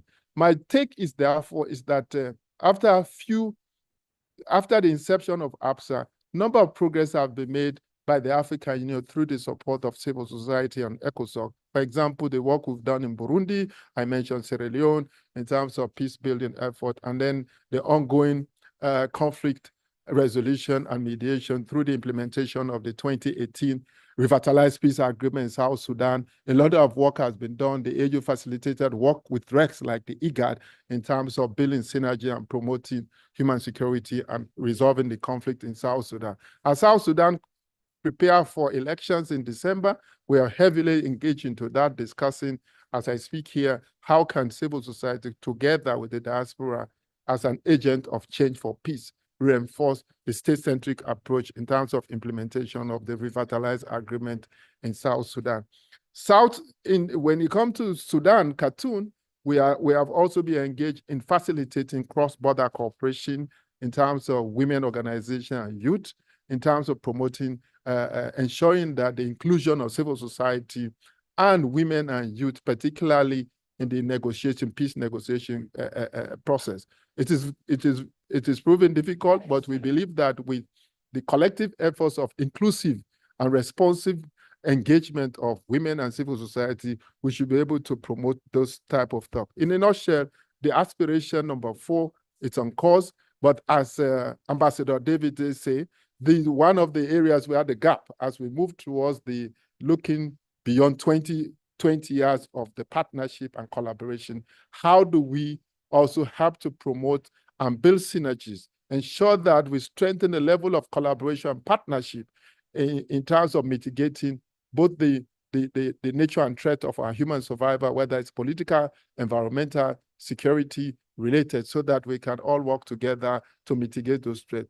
And that's the only way we can be able to. You cannot do reparation, reconciliation, and reparation scheme in terms of bringing back our brothers and sisters in the diaspora to engage into the conversation of reparation without consolidating the peace and security effort. And I think the APSA and the AGAD now provide that framework but one of the gaps within the APSA, the PSC has the evidence-centric, state-centric. The African Standby Force, essentially, we have not been able to much more. Civil society have not been able to leverage in terms of technical advice and support or providing research and fact-finding mission to reinforce them. But I think as we move forward, this is one area we will need head support to come together, both at the diaspora level and at the citizen perspective level through the facilitation of ECOSOC to strengthen our level of collaboration. Let me stop there, Walter and colleagues, and I hope that the conversation will continue. But as I did say, it's a perfect opportunity. We have moved the agenda in terms of APSA to support, as a mechanism to support the realization of aspiration 4, the peace and prosperity agenda. Well, however, there are challenges and needs that need further collaboration and cooperation. Over to colleagues. Thank you so much, Dr. Sandy, for that insightful presentation. It was really, really, really, meticulous in how you explain the different challenges that APSA is facing, the gaps that are present, and also the opportunities that the peace and security architecture actually can leverage on. In this moment now, I would allow me just to invite Mr. Mahmeed Kamara, who's the Regional Director for Africa and the Middle East International Fund for Public Interest Media, to take the floor and give his remarks under 10 minutes. Mr. Kamara, you are welcome to the floor. Thank you very much, Walter. Thank you very much to comrades and colleagues from the AU ECOSOC, from AU CIDO, from CPAN. I see senior colleagues and mentors in the fight and in the struggle. I want to acknowledge the presence of Ambassador David Commission and other ambassadors and colleagues on the call. Thank you for having me. I think this is my fourth participation on the global People to Africa convening. I'm hoping that next time it will be in person. I know we have a standing invitation from Comrade Zakia and other comrades to hold a session in the Caribbean. I'm going to build on the foundation that has been laid and set by previous speakers, but especially by my own senior mentor and guide, Dr. Sandy. I'm going to start by providing some useful stats for us to situate this conversation. Now, as you all know, Aspiration 4, which we're framing this conversation on, is based on a peaceful and secure Africa. It's a vision that sees a peaceful and secure Africa that we want as part of the Agenda 2063. One of the goals, in fact, one of the first goal of this aspiration around peace, security, and the preservation of peace and security is to have strengthening governance, accountability, and transparency as a foundation for a peaceful Africa. This is crucial because without a strengthened governance system, without accountability, without transparency, many of the things that we're talking about, which are the foundations for peace and stability, will not be achieved. How can we achieve this when the continent itself is embroiled in a lot of challenges? And I'm going to speak today from two perspectives. Firstly, outlining some of the challenges that we're experiencing as a continent, but also presenting some of the opportunities and the prospects that we have as a continent, because the theme for this conversation today is about looking forward. And we've done a lot of reflections, and we're very good at that as a continent, to reflect on what we have achieved and what we didn't achieve, the challenges that we are experiencing. But I think we have to also be futuristic, and so that we can plan on what the future brings for us and how to address and respond to that future. The current population, as at last check for Africa, when you put together all the 55 countries in the continent, is about 1.44 billion people. Now, this opens us up, and this is just for the continent, right? It opens a lot of opportunities, but it's also projected to grow to nearly double that number to 2.5 billion people by 2050. And this is according to the UN Population Fund. This means that Africa, when we say Africa is the future, when we say the future depends on Africa, it is not a slogan. It is not just a mere aspiration. It is a reality. It is something that is on the verge of happening, and very soon. But of this population, it is estimated that 60% of this population lives in poverty. This is a serious an issue when it comes to maintaining peace and stability in the continent, because most of the issues that we are confronted with are bread and butter issues. And what we mean by bread and butter issues is that the basic social and economic issues that enable us as a people to live and thrive. If we don't address our bread and butter issues, regardless of the number of people that we have within the continent, we will not be able to maintain the peace and the stability that we aspire for. It is also important to state that the world's population, as I've mentioned earlier, is heading towards an African majority. We currently represent almost 20% of the world's population. And by 2060, this is expected to grow exponentially. By 2100, it is projected that Africa's youth will represent almost half of the world's population. And today, the young people of the continent represent the world's global workforce. And this is projected to increase, and that number will double. But what does that mean for this workforce? Does it mean having young people taking very precarious routes to escape from the continent and go to other places that they consider as greener pastures? What does it mean for the young people who take what we call the temple run, going through the deserts within the continent to just escape, or those who will go through the Mediterranean Sea, drowning in high seas, just to escape the economic challenges that we're facing here? The continent also, when we to just build on the issue of the bread and butter issues that affect the continent, we currently account for only 3% of the global GDP. And this is compared to almost 18% or almost 20% of the world population. So we account for 20% of the world population, but contribute only 3% of the global GDP. This is also a worrying trend, and it is a worrying situation, because it means that we are not actually taking advantage of the opportunities that we have in terms of the population, in terms of the resources, both human and natural resources. And as a result, we're seeing what we call youth-lash. I framed this phrase, youth-lash, building on the back of the word backlash, because we're seeing an increasing number of young people resisting the temptation of just suffering and smiling. I know you're all familiar with Fela Kuti's song and phrase about Africans. Well, he was referring to Nigerians mostly, but this can apply to all Africans, that we like to suffer and smile. But that trend is changing with the young population.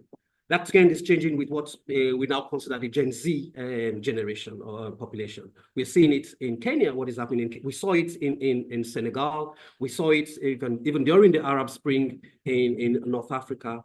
And we're seeing it taking hold in different countries and in different shapes, even in countries that are currently being ruled by military rulers. In fact, if you look at the age bracket or the age range of most of the countries that are currently under military rule, you will notice that it is a very young group of soldiers who have decided to take the military route to regain control of their national sovereignty. Again, that is a different conversation.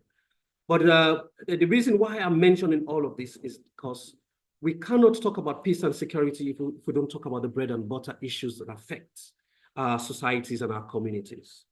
We are used to feeding ourselves as a continent, but we can no longer feed ourselves. Prices of basic things are increasing and becoming increasingly unaffordable. This has effects on our ability to maintain the peace. We also have a situation where our borders are so restricted that to move from one African country to the next is a serious challenge. So if we want to ensure that we achieve this aspiration of a peaceful and stable Africa, we need to collapse the borders that really, these are borders that were created by colonial constructs and colonial administrations. We need to ensure that we collapse these borders to open up the opportunities for African brothers and sisters within the continent to trade and interact with each other in a way that is beneficial and mutually productive. So in addition to ensuring that we take control of our resources, especially our economic resources, so that we can feed ourselves, we also have to ensure that we create opportunities, inter-border opportunities for us to interact as one people. Of course, with the understanding that we are one people with diverse affiliations and connections. Dr. Sandy mentioned the issues around early warning. We used to have, I'm from Sierra Leone, we experienced the war, but at the end of the war, a lot of post-conflict mechanisms were established to ensure that we prevent a recurrence of the conflicts from happening. Well, what has happened is a neglect of those mechanisms, of those institutions that are not just retrospective, but are also very preventative. How do we ensure that the early warning mechanisms within the continent at sub-regional level are strengthened and are resourced to ensure that young people who are moving from one place to the other there's the sharing of intelligence, there's a sharing of security, communication and information that is more preventative and responsive rather than reactive. My time is up. I'm going to pause here, and I want to thank you all again for the opportunity to share some insights. I'll be happy to respond to questions when asked. Thank you very much. Thank you so much, Mr. Kamara, for your insightful presentations. I believe that this is a critical time to address the issues that you've just highlighted. So up next, we're going to have Ambassador David Commission, who will be representing or perhaps will be giving remarks on behalf of Honorable Ralph Gonsalves, who is the Prime Minister of St. Vincent. Without wasting much of our time, Ambassador Commission, you are up next on the floor. Thank you. Thank you, Walter. Brothers and sisters, I have been asked to fill some very big shoes to stand in for Prime Minister Ralph Gonsalves, and I will use the time allotted to me basically to share with you a submission that I made in writing to the United Nations Permanent Forum on People of African Descent. I attended the third session of that forum in April of this year at UN headquarters in Geneva. And during the course of the session, I made this written submission entitled African and Black Majority Nations Must Lead the Way in demonstrating that Black lives are precious. And I'll quote the submission.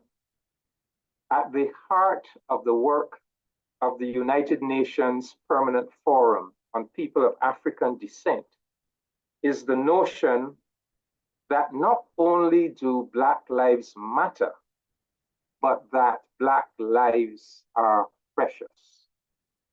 But while the Permanent Forum quite rightly puts focus on human rights abuses of Black or African descended people in white majority societies, it also has to pay very close attention to what is happening in our African and Black majority societies.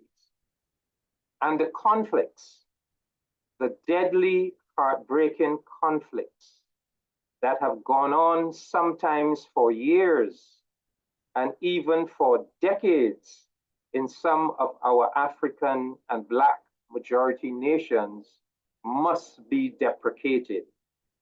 The tragic loss of Black lives associated with these conflicts and the seeming cheapness of Black lives suggested by these conflicts must be profoundly deprecated and addressed. I would therefore like to suggest that, in keeping with the 1978 United Nations General Assembly resolution on the establishment of zones of peace, the Permanent Forum should advise African and Black majority nations to officially declare their geographical spaces to be a zone of peace and to prioritize peace, peacekeeping, and peacemaking in all of their national and regional affairs. And I'd just like to give you a little background on this concept of a zone of peace. The roots of this concept are to be found in a 1971 international instrument that constituted an effort to extricate a region of the world from entanglement in big power rivalries during the Cold War. I refer to the 1971 UN General Assembly Declaration decreeing the Indian Ocean as a zone of peace. So the term, to the best of my knowledge, began there. However, that term was given a more universal applicability when, in 1978, the United Nations General Assembly held a special session devoted to disarmament and resolved to establish, quote, zones of peace in various regions of the world under appropriate conditions to be clearly defined and determined freely by the states concerned in the zones, taking into account the characteristics of the zone and the principles of the Charter of the United Nations, end of quote. And to their credit, it was the political leaders of the Caribbean who immediately took hold of this newly established general legal concept and engaged in a process of giving it concrete and specific content and applying it directly to our Caribbean region. In October 1979, for example, at the 9th regular session of the General Assembly of the Organization of American States, Grenada, under the leadership of late Prime Minister Maurice Bishop, co-sponsored a resolution that called on all states to recognize the Caribbean as a zone of peace and to devote all their efforts in appropriate regional and international forums to the advancement of this concept.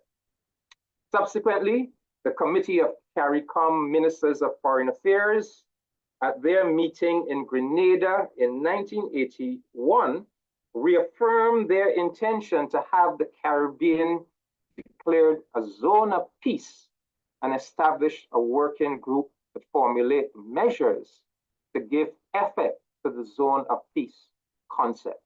The Caribbean Conference of Churches then got into the act, and in 1982, they too adopted a resolution which urged the CARICOM heads of government to establish a zone of peace in the Caribbean.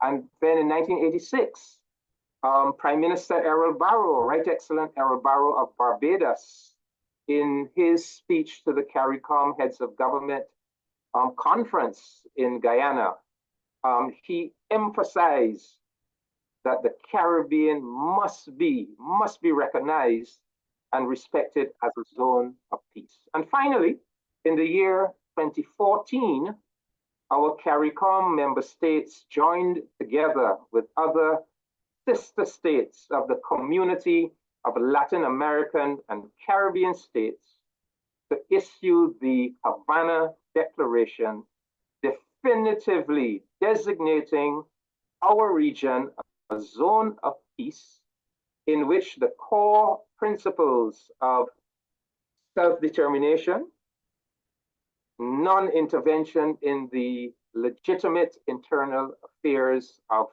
states, and a commitment to resolve disputes peacefully through dialogue and negotiation would be rigorously upheld, and in which a culture of peace would be assiduously cultivated. And that notion of cultivating a culture of peace is very important because it really speaks to the type of values we inculcate in our people, especially in our young people. It directs us to pay attention to what our youth are being exposed to on social media, the cultural penetration that they are facing. The idea of a culture of peace also says to us that we have to recognize that violence doesn't only come from the barrel of a gun.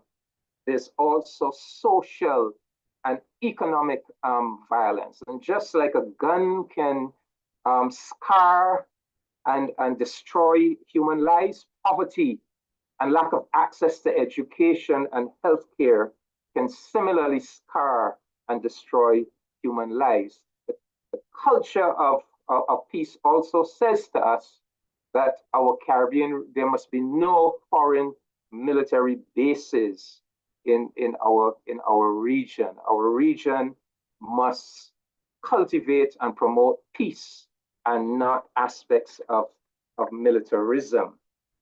So the point I was making to the United Nations Permanent Forum for People of African Descent was that by establishing such a zone of peace, our African and Black majority nations would therefore be making a commitment to undertake the peaceful settlement of disputes and to demonstrate a deep respect for the value and sacredness of human life. I said to the forum, let our African and Black majority nations be the leaders and exemplars in championing and holding up before the world community the notion that Black life is sacred and that all Black lives are precious. And as already noted, our community of Latin American and Caribbean states, having declared our region to be a zone of peace, there are two recent instances where CARICOM, faced with a threat to the peace of our region, we were able to deploy that concept of the Caribbean being a zone of peace to mitigate the threats. The first instance occurred in January of 2019, when in our sister Caribbean nation of Venezuela, a a member of the National Assembly who had never even contested an election, a man called Juan Guaido, declared that he was president of Venezuela. And immediately, the US State Department recognized him as the president. And we could see in the Caribbean community that this was headed for a major, major conflict in Venezuela involving outside forces. And so the very next day, the CARICOM held an emergency heads of government meeting. We put out a statement saying that there must be no outside intervention in Venezuela, that the Caribbean is a zone of peace, that whatever contention exists in Venezuela must be settled peacefully through dialogue and negotiation. And we immediately sent a team of 3 of our prime ministers and our Secretary General of CARICOM to the United Nations to meet with the Secretary General to make this point about the Caribbean being a zone of peace. We sent our ambassadors to the UN Security Council to emphasize this point. And ultimately, we joined forces with Mexico and Uruguay. We established something called the Montevideo Mechanism to insist that there must be a peaceful resolution to the situation in Venezuela. Similarly, just last year, when there was a major contention between Venezuela and neighboring Guyana, there's a border dispute between these 2 countries, and the contention was getting extremely heated. Bellicose words were being shouted across the common border. CARICOM moved into action. We collaborated with the community of Latin American and Caribbean states. We insisted that our region is a zone of peace, and that particular contentious issue had to be resolved peacefully, had to be subjected to a modus operandi of dialogue and discussion and peaceful resolution. And we brought together all of the parties in St. Vincent, at the Argyle Airport in St. Vincent, and we worked out an agreement without the imposition or intervention of any of the big powers. We came together ourselves around the notion that our region is a zone of peace, and we resolved the contention. So the point that is being made is that if we consciously designate our nations and our regions as zones of peace, and we identify what that means in concrete terms, and we commit ourselves to fostering a culture of peace, it gives us a guide when contentious issues arise.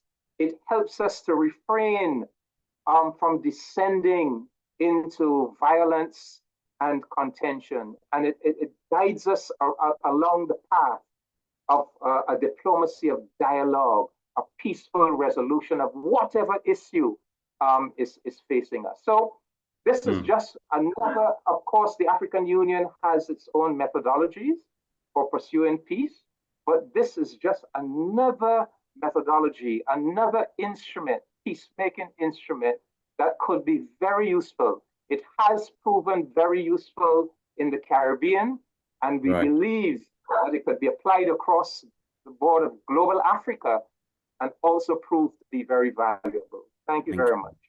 Thank you so much, Ambassador, for your remarks. I believe they're really, really critical. Now, Ambassador and also Mr. Kamara mentioned 2 specific angles that are really key to our discussion here today, which is the angle of young people. Young people make up the majority of consumers and producers of goods and services. And when you look at the whole framework of Africa as a whole, majority of our population, both here and also in the diaspora, are young people. So in responding to that, I would like to welcome our 2 youth respondents. First, we're going to have Ms. Darshin Raumnatu from the AU Department of Political Affairs, Peace and Security, And thereafter, we're going to have Mr. Tahir Bulia, who is a youth leader and activist. And then afterwards, we're going to have a few sets of questions asked from the participants that are present here today so that the youth respondents as well as the panelists can respond in a short amount of time. Just before our youth respondents come in, just a word to the panelists that let us keep within time so that we are able to, manage our time well and get through the program effectively. So, Ms. Deshain, you are welcome to the floor. Thank you. Thank you very much, Walter. As Walter said, my name is Darshini Ramnat, and I work as governance expert within the Department of Political Affairs, Peace and Security at the African Union Commission. And just to reiterate what Ambassador David just said, so the African Union was part of the election observation mission in Venezuela, and I think the messages you sent across will be very useful for us in terms of negotiating peace, further processes and electoral processes on the continent.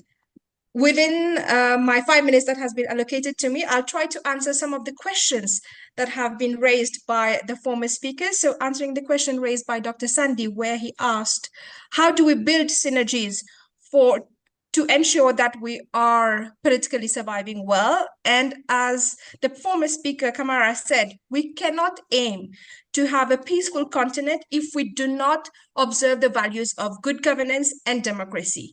In short, if we do not have strong institutions on our continent, then the dream of achieving aspiration 4, the dream of implementing aspiration 4 will remain a dream.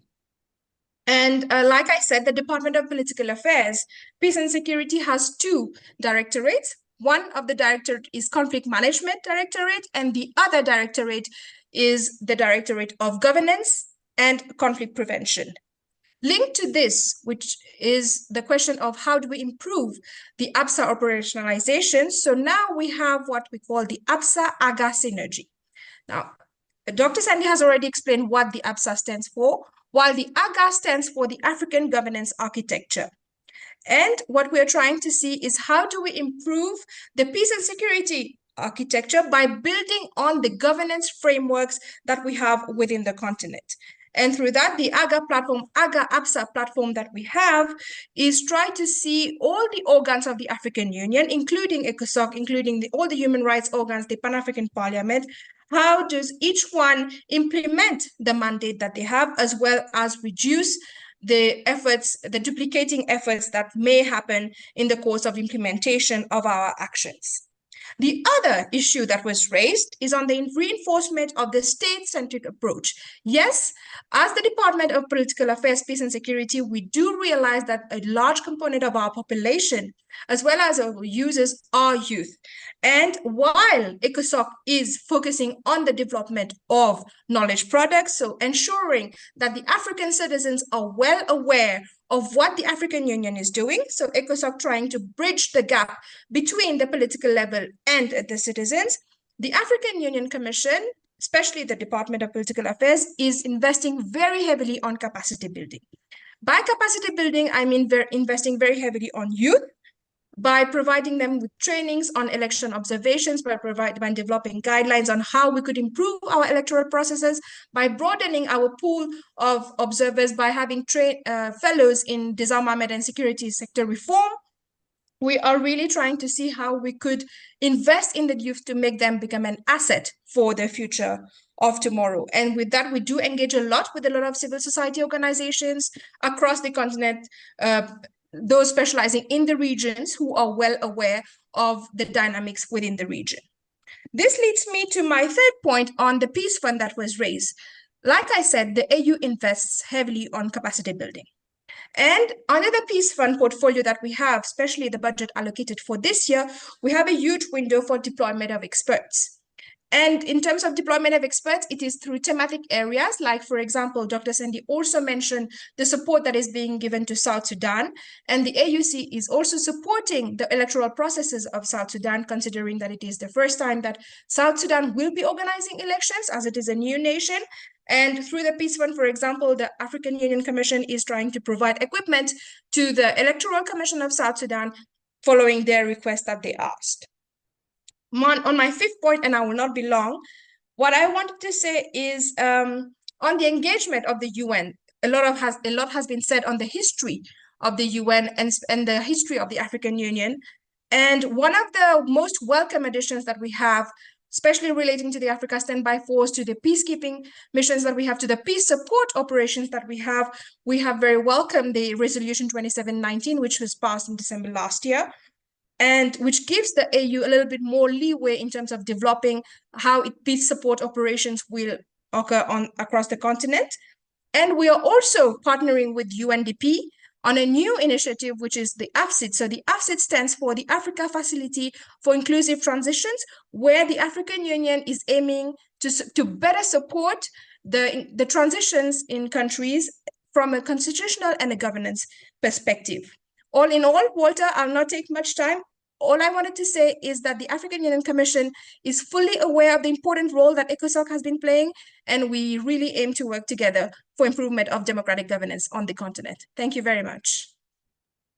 Thank you so much for your comments, Darshina. I think they're really clear and concise on what the AU is doing on that regard. Without wasting much of our time, I would like to also invite Mr. Tahir Bubulia, who is a youth leader and a youth activist, to give his remarks, and then we can head to a few questions before we get to the next session. Mr. Tahir, you're welcome. Thank you, Walter. Thank you for inviting me. And first of all, good morning, good evening, good night to everyone. My name is Tahir Bubulia, and I am a youth ambassador from Barbados. And let me first and foremost thank Ambassador Commichon for extending this invitation to me to represent Barbados and to present on behalf of young people in the region, in CARICOM. And also I would like to thank the organizers for facilitating such an important event and requesting young people to be a part of this discussion. As my brother Mahmoud said, and he painted the picture so eloquently about the numbers as it relates to young people and what is needed for empowerment of the workforce. And that for me is extremely critical. How can we empower our people? How can we empower our young people to see the relevance of conversations like these? How can we empower young people to see the importance and critical nature of developing and transforming the spaces that we operate and we work in, whether from a Caribbean standpoint or from an African standpoint? A lot of it, in my opinion, has to do with the mindsets of what has been ingrained from a very young age. Education is critical. And we as persons who sit within these spaces have a responsibility to take these conversations beyond these rooms, beyond these forums, beyond these walls of where we have these discussions. We need to educate our young people. I think that is where the critical point is of where we need to go. We need to educate our young people on the history of what has taken place and the relationship between Africa and the Caribbean. We often go back to the transatlantic slave trade in colonial times. That is where a lot of the discussion has taken place. But post those times, significant development has taken place. So how now can we transform these systems, transform these mindsets, transform our people to be educated in a way that they can understand where they can go, what opportunities they have for growth, what opportunities they have for development for themselves and for the region on a whole. Second to that, the CARICOM has a model for me of peace, of a peace zone. How we operate in the region as a collective, as a CARICOM, how we deal and connect with issues, it is a model for the world to follow. And then similarly, the relationship between Africa and CARICOM is a model for the rest of the world to follow. The support on political front, the support on social front, the economic relationship that has been built over the last 20 years through the ECOSOC, but also most recently, when we in the region in Barbados, we had the Afro-Caribbean Investment Forum, where over 1,000 participants would have came and participated and learned about investment. Similarly, the establishment of the Afro-Exim Bank in Barbados. So these are opportunities that are coming forth and that we need to further develop. But it goes back to the mindset and the education of our people.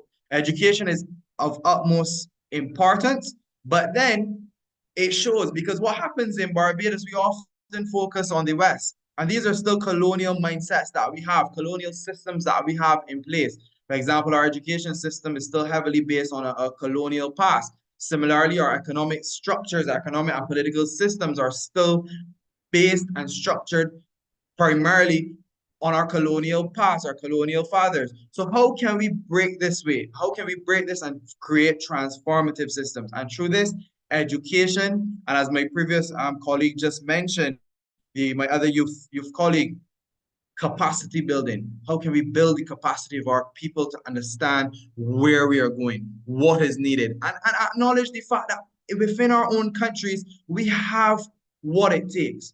Our countries have these spaces, but we have to now change that mindset, because the mindset in Barbados is still that we want to travel for leisure or for work in England or the US. The fact of the matter is that we can go to Ghana, we can go to Nigeria, we can go to different parts of Africa. Similarly, on the African front, they can come to the region. Ambassador Commission spoke on some of the partnerships that have been established between Africa and the region. Most notably, most recently as well, the Barbados has taken the front to take Ghanaian nurses, bring Ghanaian nurses to work in the Barbadian system, because we have a shortage of nurses, doctors as well. So these are practical steps that are being taken, and this is where we need to go. Practical steps of how we can transform our economic system. For me, personally, we focus significantly on political, as governments focus significantly on political development, economic development, social development. For me, that is their order in some instances in which they place their level of importance. For me, we have to socially empower our people. When our people are socially empowered, educated, they can transform. Then economically, we can enfranchise them, and then politically, we can then look good and win in the end. So for me, I thank you for the opportunity. I know it's been very brief, but the CARICOM has a model of peace. As Ambassador Commission, he spoke on the issues in Venezuela. I was there in Venezuela for the last election, the election just held, and it is a model for the world. So how can we now build this bridge, continue to grow and develop? So with that, I thank you so very much for the opportunity. And just finally, it's a pleasure to sit amongst the visionaries and the trailblazers who have charted a path for ECOSOC, who have charted a path for Africa and Caribbean relations, and just soaking it all in. So how can we transform these conversations and take these conversations away from these four walls, away from this, I know we're on the Zoom now, but how can we take it to the people and we can educate them on the work that is being done? So with that, thank you so very much. Ambassador Commission, thank you so very much once again for giving me this opportunity. And Walter, back over to you. Thank you so much, Tahir, for your remarks. Indeed, the young people are inspiring the next wave of African leaders. Dasheen and Tahir are young, vibrant people who are representing the very ethos of what our people are all about, which is ideas and solutions and a brighter future for people of African descent. So thank you so much, colleagues, panelists, and you, the youth respondents, for this particular session. We are a little bit behind time, so perhaps maybe if I can just read one question from the chat box, perhaps maybe this one can be directed to Ambassador Commission. So this question came from an anonymous attendee who is asking, how is this zone of peace to be achieved when the stoking of the flames that keep the heat of war raging is often externally motivated by so-called big players? How can we square this circle? I believe this is in response to the comment that was made on the different geopolitical forces that, take place in the political affairs of the nation states of the Caribbean, perhaps even for Africa. So Ambassador Commission, if you're still there, perhaps maybe you can briefly, under a minute or two, respond to that question. Then we can move on to the next part of our program, which is a video from San Juan South Performing Group. Ambassador, over to you. Okay, unfortunately, my video doesn't seem to be working, but I think you can hear my voice. But there's no mystery. CARICOM has shown that it is possible. But having the concept that we have owned as governments and as a region, and having that concept available to us to deploy is a source of strength. And Barbados has done this too. Our foreign policy, for example, is built around the fundamental principle of friends of all, satellites of none. And quite often when we have big powers seeking to impose upon us and trying to suggest that we have to fall in line with their position, Barbados is able to put that out there. Barbados is able to say to them, look, our fundamental underlying principle is friends of all, satellites of none.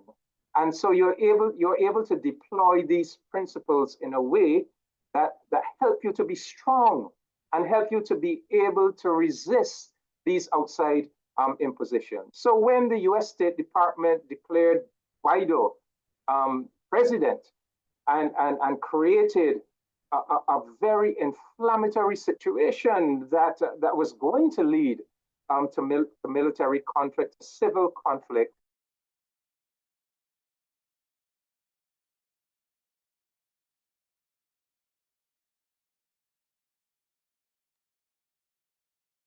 It seems like Ambassador has been put out of the meeting, unfortunately, but he was giving a response to the question that was asked in the chat section.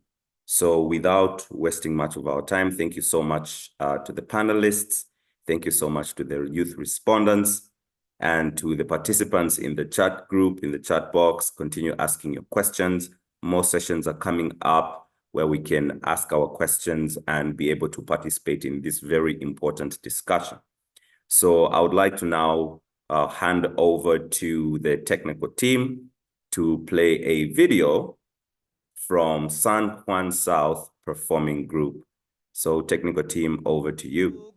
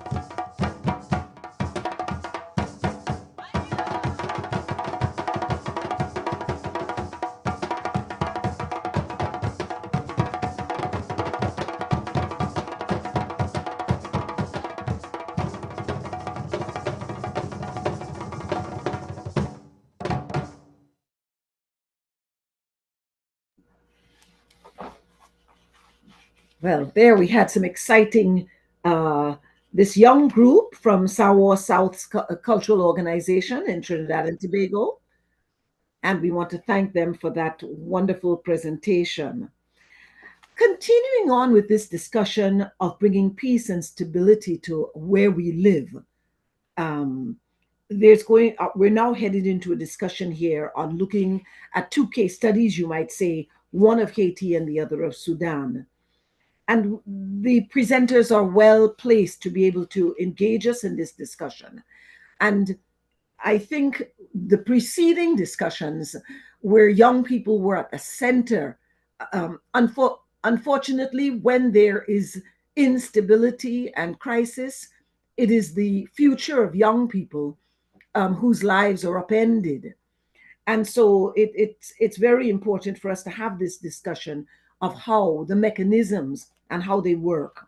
So in this panel, we have two excellent presenters. One is Mr. Donald Dea, who is head of the Pan-African Lawyers Union. And the other is His Excellency Colin Grandison, no stranger to this area of work. He is the Secretary General of CARICOM's, Special Advisor on Haiti. And so we look forward to these two presentations. This will be followed by two youth respondents, and then hopefully we can have some interaction between both groups. So I give you, Mr. Donald Dea, the floor is yours, sir. Thank you very much, Madam Moderator. And please pardon me to just stand on all the protocols that have already been established and not do much by way of introduction, just to save us time, because as you have pointed out, we are slightly running out of time, which is not surprising in these circumstances when we're debating such important issues. I would also like to thank my older brother, the Honorable Dr. Jonathan Sandy, and also my brother Mahmoud Kamara and Dashini Ramnath for the very comprehensive overview they've already given of the nature of conflicts on the continent, the underlying causes, and also some of what is being done about it, especially at the level of the AU, which, as we will see, is necessary but is not yet sufficient. Going straight to Sudan, I think it's important to point out and to keep on highlighting that Sudan is the world's worst humanitarian crisis at the moment. Of course, as lovers of peace and human rights and justice, we're extremely concerned about what's going on in the Middle East and what's happening to our sisters and brothers in the Gaza Strip, but also in the West Bank and elsewhere. We are also concerned about what's going on, the war in Europe, in the eastern part of Europe. But all of these pale in comparison to the conflict, the mass displacement, the economic crisis, the near collapse of the healthcare services, collapse of agriculture, and a certain famine in the course of this year. Just to pull up some statistics and not to belabor the point, the International Rescue Committee, which keeps statistics, estimates that since the outbreak of the current phase of violent war on 15th April 2023 last year, very conservative estimates say that at least 15,500 people have been killed. Some estimates range as high as 150,000 people dead and counting. There have been hundreds of thousands of rapes, injuries, mutilations, and so on. Right now, over 10 million people, that's 1/5 of the population of Sudan, are internally displaced within various parts of Sudan. And over 2 million people have fled to neighboring countries, some of which are still in their own sort of wars and so on. At the moment, over half of the population, that's 25 million people, are in need of humanitarian aid. It is estimated that in the coming months, close to 250,000 children could die of malnutrition. This is from the UN statistics. Because the conflict quickly expanded into Sudan's agricultural breadbasket, the Al Jazeera state. It has displaced over 500,000 people there. The country was already in a food crisis. This has been hugely exacerbated, and we are certainly going to have famine there this year. What are some of the underlying causes? And I like to say in just one statement that Sudan is not just an African problem. Sudan is an international problem happening in Africa. It stems from many reasons. It stems from decades of bad governance. Sudan has never really known peace ever since its independence close to 70 years ago. Over the last 30 years, we had the brutal administration of President Omar al-Bashir, which destroyed many governmental and non-governmental institutions, professional associations, women and youth associations, trade unions, NGOs, and so on. You know, as part of his bad governance, Bashir created two rival military formations. The main military, which is known as Sudanese Armed Forces, or SAF, and then a paramilitary group known as Rapid Support Forces, which is really a new name for the Janjaweed, a militia group that he and his regime, including SAF, helped form in the western part of Sudan when the citizens there protested bad governance. And this Janjaweed was responsible for the genocide, war crimes, and crimes against humanity in Darfur, which, among other things, has kept Sudan in the ICC for the last over 20 years. When the people of Sudan had had enough and, you know, went on a peaceful uprising in 2019 at great cost to them in terms of lives lost, people injured, incarcerated, and so on, but they kept on. When the Bashir regime was going to collapse, these two military formations, SAF and RSF, in order to avoid civilian government, did a coup and purported to remove Bashir. The African Union suspended them and forced them on the negotiating table, and they ended up with a transitional government that had a civilian head of government, while executive authority was organized by, undertaken by a council that had both of these military formations and other actors. In a series of other coups, that was 2019, in a series of other coups in 2022, they actually totally removed the civilian government. So it was now these two military formations that were exercising sovereignty, exercising executive and legislative authority in the country. It wasn't long between these two fought amongst themselves. That happened in April last year. So now they've held the entire country and the region hostage as they fight amongst themselves, using the ordinary people as cannon fodder. It is also important to note that there's a lot of trouble in the neighborhood. Part of the Sudanese problem, right from Bashir times, and especially post-Bashir, is meddling by other actors. Other states within the region, other African states are meddling, supporting one of the sides of the other because of their own interests. States from the Middle East, United Arab Emirates, Saudi Arabia, and even from Southern Europe, Turkey, are all supporting one side or the other. All the big international powers are in Sudan, on one side or the other of this conflict, each pursuing their own interests. So there's lots of looting going on of gold and of other minerals and so on. There's strategic competition and jostling by trying to get these parties to allow big states to set up military outposts, especially along the Red Sea, and they're sponsoring proxies. So currently, you know, the conflict continues. There's no peace in sight. Famine is looming, massive displacements. There have been very many initiatives trying to bring peace. So we're really in a situation of too many cooks, insufficient coordination. The African Union has its own peace process. The Intergovernmental Authority on Development has its own peace process. There's a Jeddah process that's headlined by the Americans and the Saudi.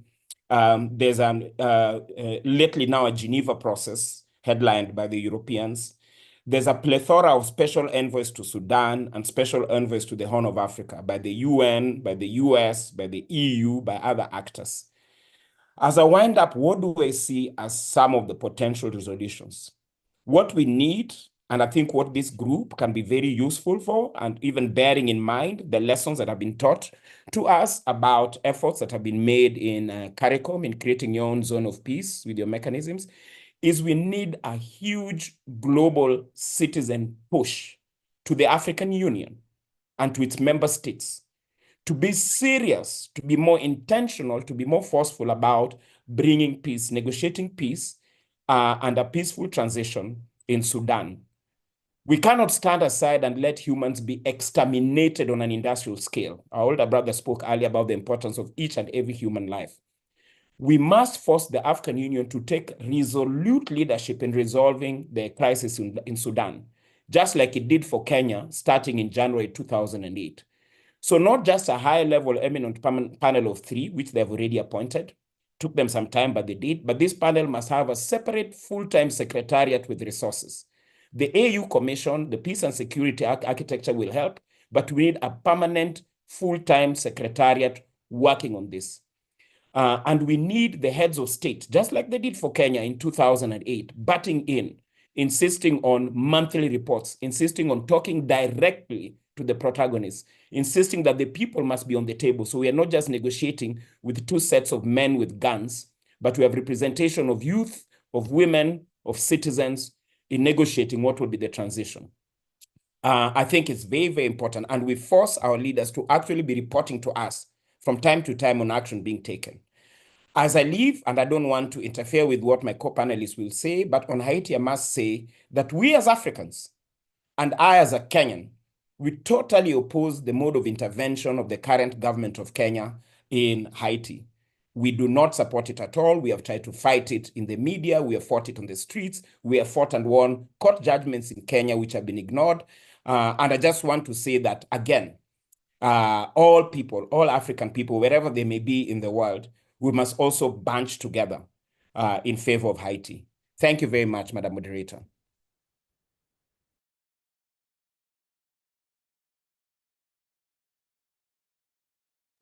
Thank you so very, very much, Mr. Adea. I cannot believe that we got such a brilliant understanding of the Sudanese situation in such a brief moment of time. You really did give us both the historic and the current so that we could understand better, because I think this is one of our biggest problems as the diaspora and probably on the continent as well. They're just the voices of people who know, who understand the situation are not the voices we hear. So we thank you very, very much for that rapid fire, but certainly clear description and discussion on the crisis and a recommendation for solution. We're going to hear more, I'm sure, when the questions come up. So, but let me turn now to our other second panelist, and that is His Excellency Colin Grandison, who as well has had a tremendous experience in working on Haiti. Ambassador Grandison, the floor is now yours. Madam Chairperson, Mr. Moderator, brothers and sisters of Africa and the Caribbean, fellow presenters and delegates, good morning to you all protocols observed. I'm honored by the invitation received from the African Union, Economic, Social and Cultural Council, and the Caribbean Pan-African Network to do a short presentation on bringing peace and stability to Haiti. Haiti has a long history of political instability and crises, but this ongoing crisis has been particularly protracted and turbulent and has spawned a humanitarian catastrophe. The seeds of the crisis go back to the delayed and disputed general elections of 2015-2016, which President Jovenel Moïse won, but with only 18% of a reduced voting turnout. His term of office therefore commenced in the most difficult political circumstances, with his political opponents questioning the legitimacy of the government on the grounds that the will of the people had not been expressed. The duration of his mandate was marked by long periods of political turbulence and widespread massive protests from rising social and political discontent fueled by inflation and corruption. The president himself acknowledged in February 2021, and I quote, "Since the beginning of my term, the country has never known stability." The assassination of the president in July 2021 compounded the troubled situation and further disrupted an already weakened governance process. The terms of office of the presidency, parliament, and local government had lapsed in the absence of the expected presidential and general elections that were due in October 2019. With the pardon of Haiti's international partners, a new Prime Minister, Ariel Henry, was put in place through extra-constitutional arrangements.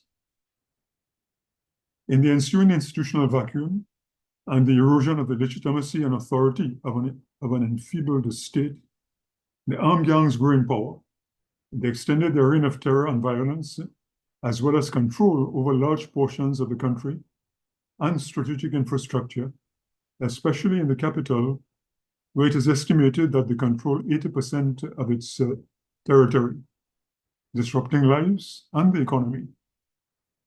Statistics such as the 600,000 internally displaced persons may provide the extent of the impact of violence on the wider society.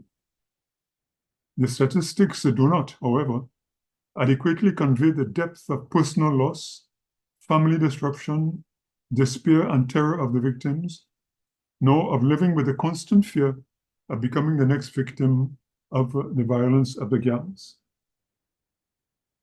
The long and deepening deterioration of the situation in Haiti drew inevitably the attention and assistance of the international community and of the major international and regional institutions to which Haiti belongs. United Nations, the Organization of American States, Francophonie International Organization, the Caribbean Community, and the OAS, Organization of American States. Various forms of assistance have been provided to strengthen security and stability. I'll just give a few examples. Canada and the US have provided training and capacity building, as well as equipment for the Haitian National Police.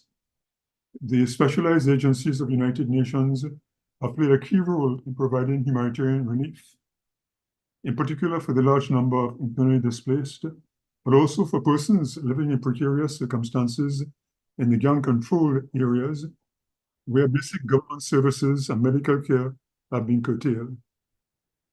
These agencies also address food insecurity, which affects almost 50% of the population, as well as addressing the alarming situation of women and girls victims of widespread sexual violence. The UN Security Council has put in place sanctions, as well as the US and Canada, in order to break the links between the armed gangs and their political and business patrons. There's, however, a sense that the armed gangs have become financially independent through the resources accruing from trafficking, kidnapping, extortion of businesses, large and small, and tolls placed on the many strategic highways and roads they control. The Organization of American States has been giving a lot of assistance with regard to putting in place identity cards in order to facilitate the elections. The Haitian stakeholders have made efforts themselves to resolve the political crisis. Advocating for a Haitian solution for a Haitian problem, a number of Haitian groups bringing together political parties, civil society associations, and popular organizations have sprung up. Several on the government and opposition side drafted detailed accords containing a roadmap seeking to bring an end to the political impasse and to install a transitional government. Mistrust, the unwillingness to compromise and to share power and to act in the high interests of the state and its people, as well as a zero-sum approach to negotiations, have been major obstacles to ending the political impasse.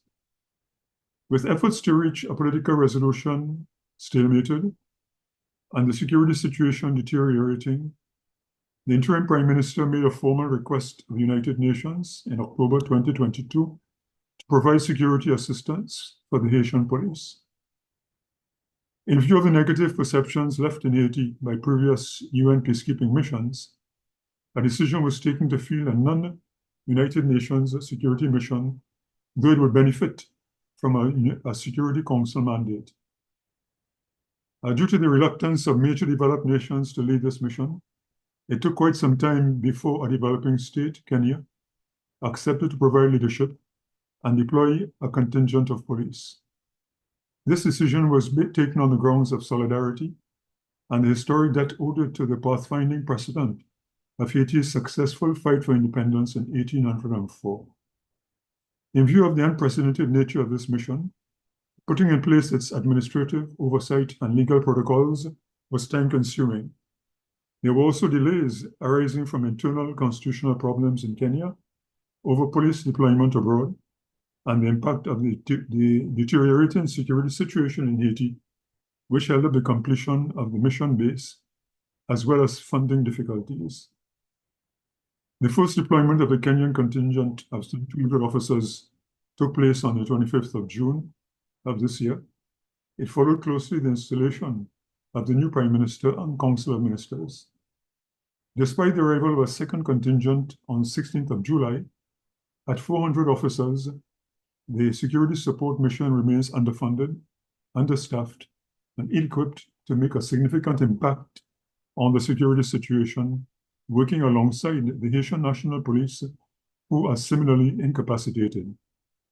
The expectations of the population in the area of security have not yet been met. However, reinforcements are expected in the coming weeks. An advanced team of senior military and police officers from Jamaica and Belize are scheduled to arrive in Haiti today. In tandem with the efforts of Kenya and the US to field the security assistance mission, the Caribbean community had been providing good offices to Haiti. As a member state of CARICOM, the heads of government of the community saw it as a moral and political imperative to provide help at a period of political instability. The first formal proposal of good offices was made as early as June 2019 to President Moise and reaffirmed several times, but not taken up. It was only in February 2023, following the acceptance by the interim Prime Minister, that CARICOM was able to undertake its good offices proposals. A scoping mission was sent off in February 23. It ascertained the willingness of Haitian stakeholders to accept the community's good offices. A team comprising 3 former prime ministers from St. Lucia, Jamaica, and the community was put in place. It's called the Group of Eminent Persons. Their job is to facilitate, on behalf of the heads of government of CARICOM, dialogue among the stakeholders in their search for a political solution. This group held a series of 5 meetings between June and December 2023, the first in Jamaica and the others in Haiti with Haitian stakeholders and representatives of the government and its political allies.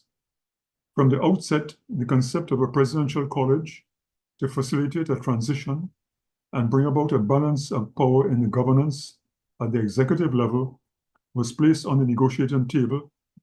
This was done by the opposition, but rejected repeatedly by the government and its allies. The coalescing of the major armed gangs in late February 2024, early March, and their coordinated assaults that overran public institutions such as prisons and police stations and caused the closure of the international airport in the capital, laid bare the incapacity of the police and the ineffectiveness of the interim government. This disquieting deterioration of the security situation, as well as the sense that regional and international support of the interim Prime Minister was starting to flag, led him to consent to a number of political concessions at a coordination meeting of Haiti's international partners in February 2024. This took place in the margins of the CARICOM Heads of Government Conference in Guyana. The concessions touched on governance, including the installation of a presidential council and the launching of the electoral process.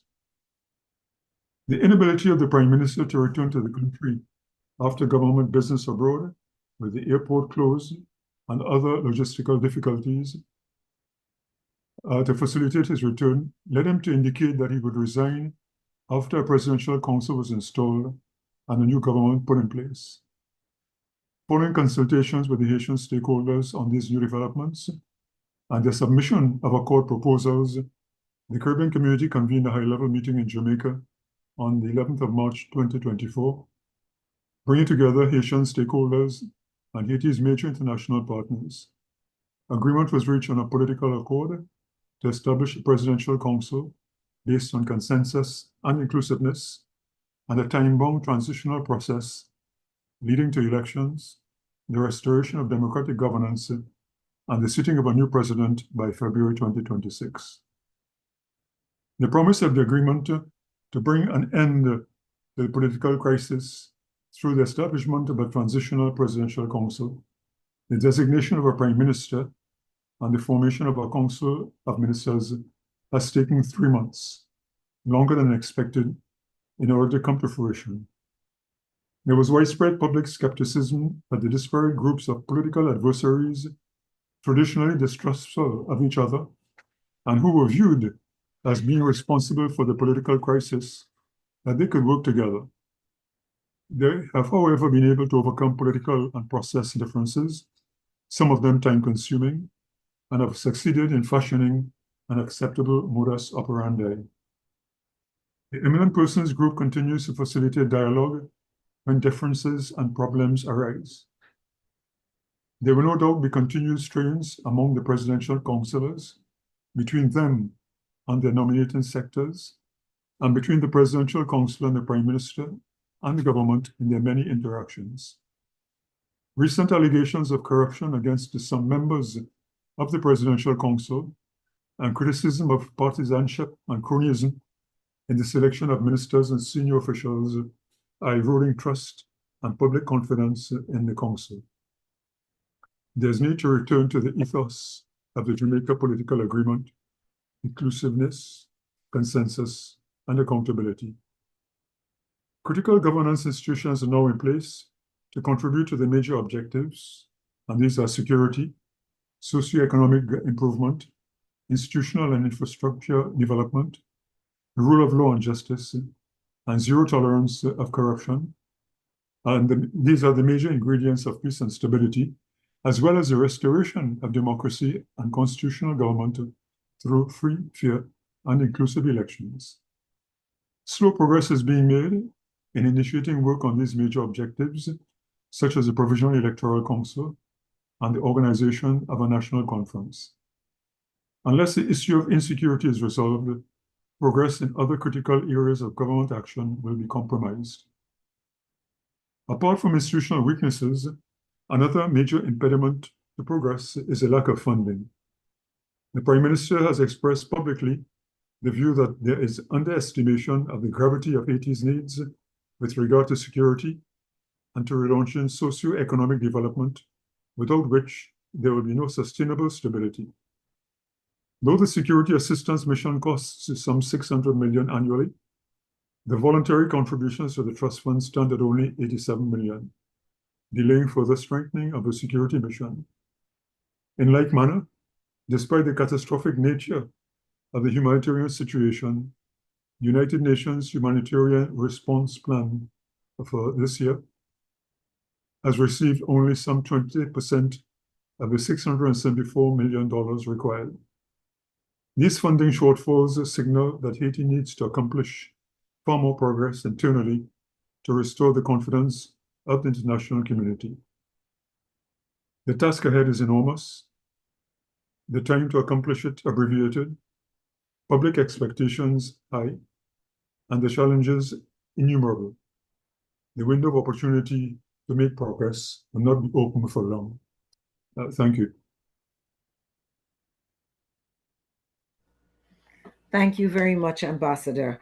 Again, we've gotten another excellent, detailed presentation on the situation in Haiti currently and the way in which the international community is pulling together all the strands that they think are necessary for a stable Haiti.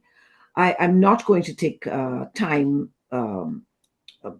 any more time. I'm going to allow the young people who are the discussants on this subject to have their opportunity to raise their comments or their questions, so that then we can have maybe at least one more round from Mr. Dea and Ambassador Grandison. Okay, so I'm going to give the floor to Ms. Velina Chalier. Ms. Chalier is a human rights activist from Nous Pas Dormi Collective. And is that in Haiti? I'm not sure. Ms. Chalier, the floor is yours. Thank you for having me. I'm sorry for not putting on my video. I've been waiting for long. Okay. So no video, that's okay, Ms. Chalier. Please go ahead and speak.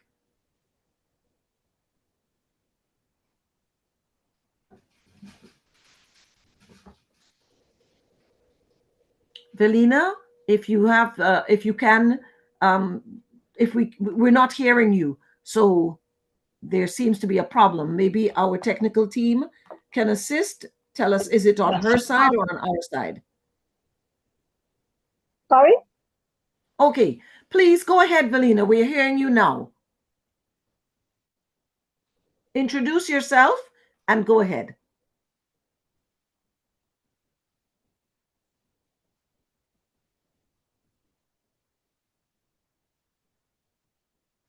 I'm not hearing her. If any of the technical team is, please let me know.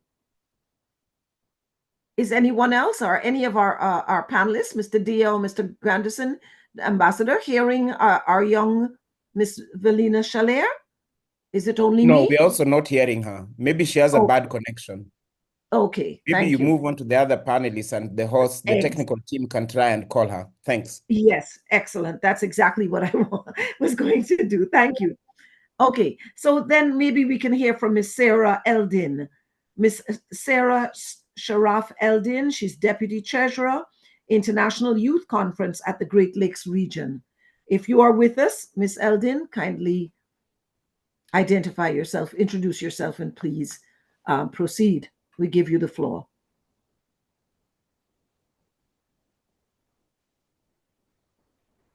Can I ask the technical team if we're having trouble here or?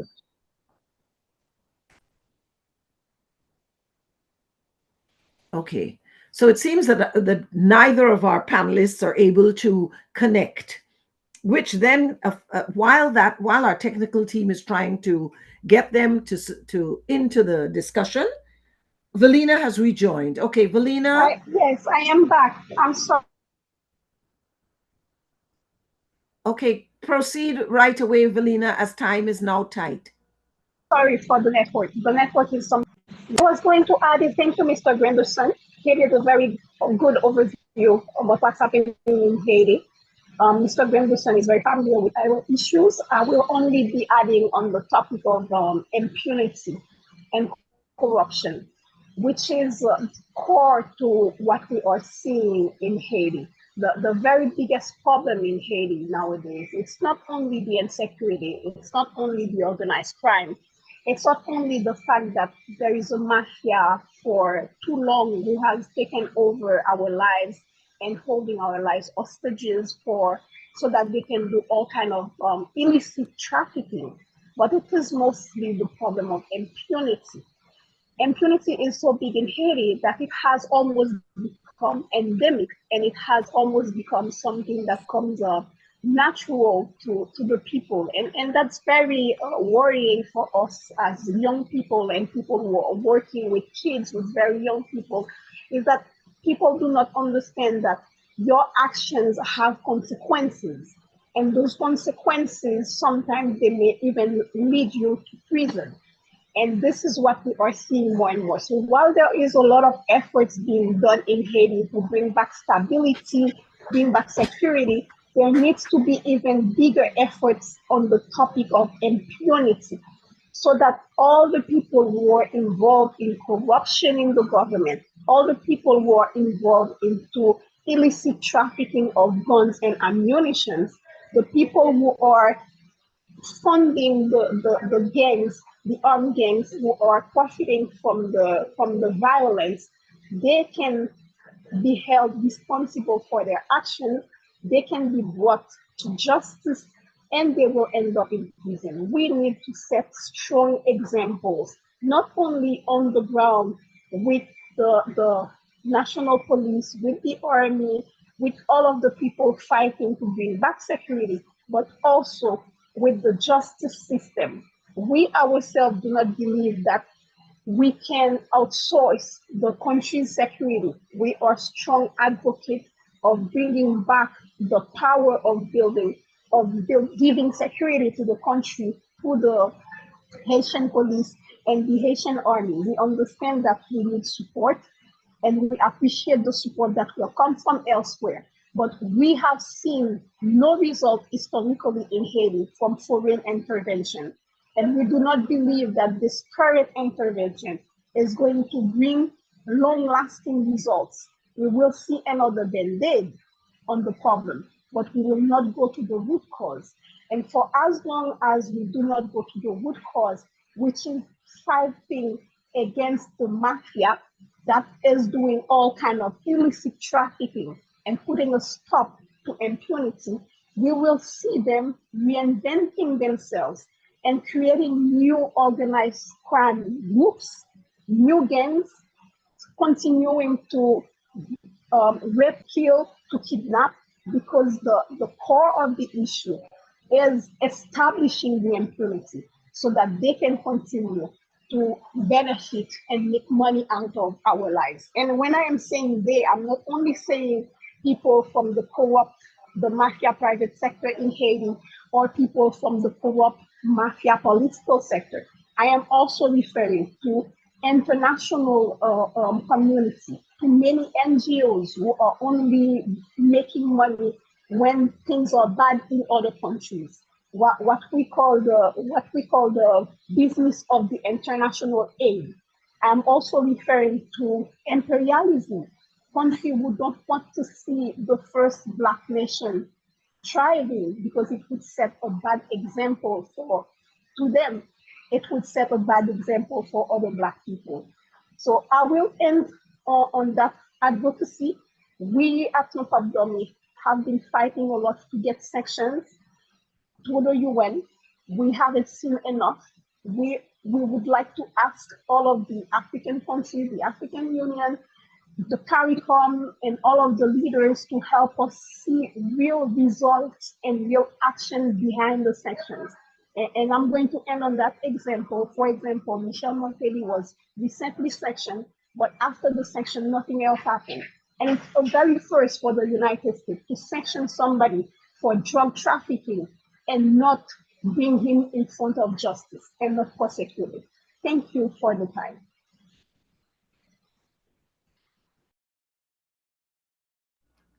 Thank you very, very much, Velina, and we're happy that we were able to hear your voice. Is our other panelist, Ms. Eldin, the Deputy Treasurer, International Youth Conference at the Great Lakes region? Is she present? Could the technical team let me know if she's on board? And if you are there, Ms. Eldin, could you make yourself known? The floor is now yours, and our time for this panel is dwindling. But I very much want to allow these young people to have their voices heard. Okay, I'm not hearing anything. Is the team aware whether Ms. Eldin is with us or we've lost her? Okay, I'm not hearing, getting a response on that as yet. So I think I'm going to give us the last few minutes we have on this panel to allow our panelists, if they'd like to respond to any of the comments raised by Ms. Chalier. Ms. Chalier spoke about the issue of impunity.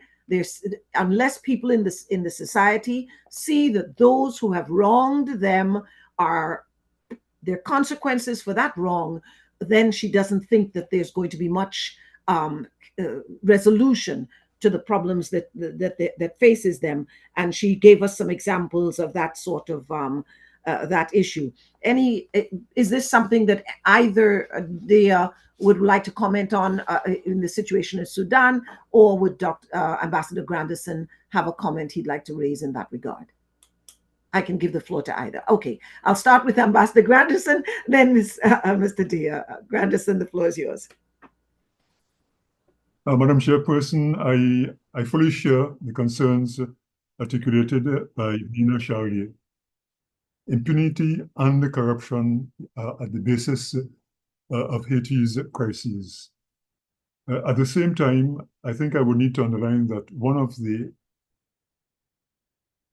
priorities put forward by the Prime Minister is zero tolerance of corruption. Secondly, the anti-corruption unit of the Haitian state has been quite active over the past few months. The major problem tends to be the weakness of the judicial system. For example, over the past few weeks, the anti-corruption unit has made public a number of reports with regard to corruption. And I will simply say that the information provided is hair-raising. the quantum of monies and funds involved, and also by the level of the officials who are involved. A second objective of the Transitional Council is to be able to strengthen the rule of law and the judiciary. This is not going to happen overnight, but I think the mere fact that there is an understanding that impunity and the corruption needed to be addressed and to put them as priorities, I think that's a positive sign. It's going to be time consuming, but I think it's very important to be able to go forward in that particular area. Thank you, Madam Chair.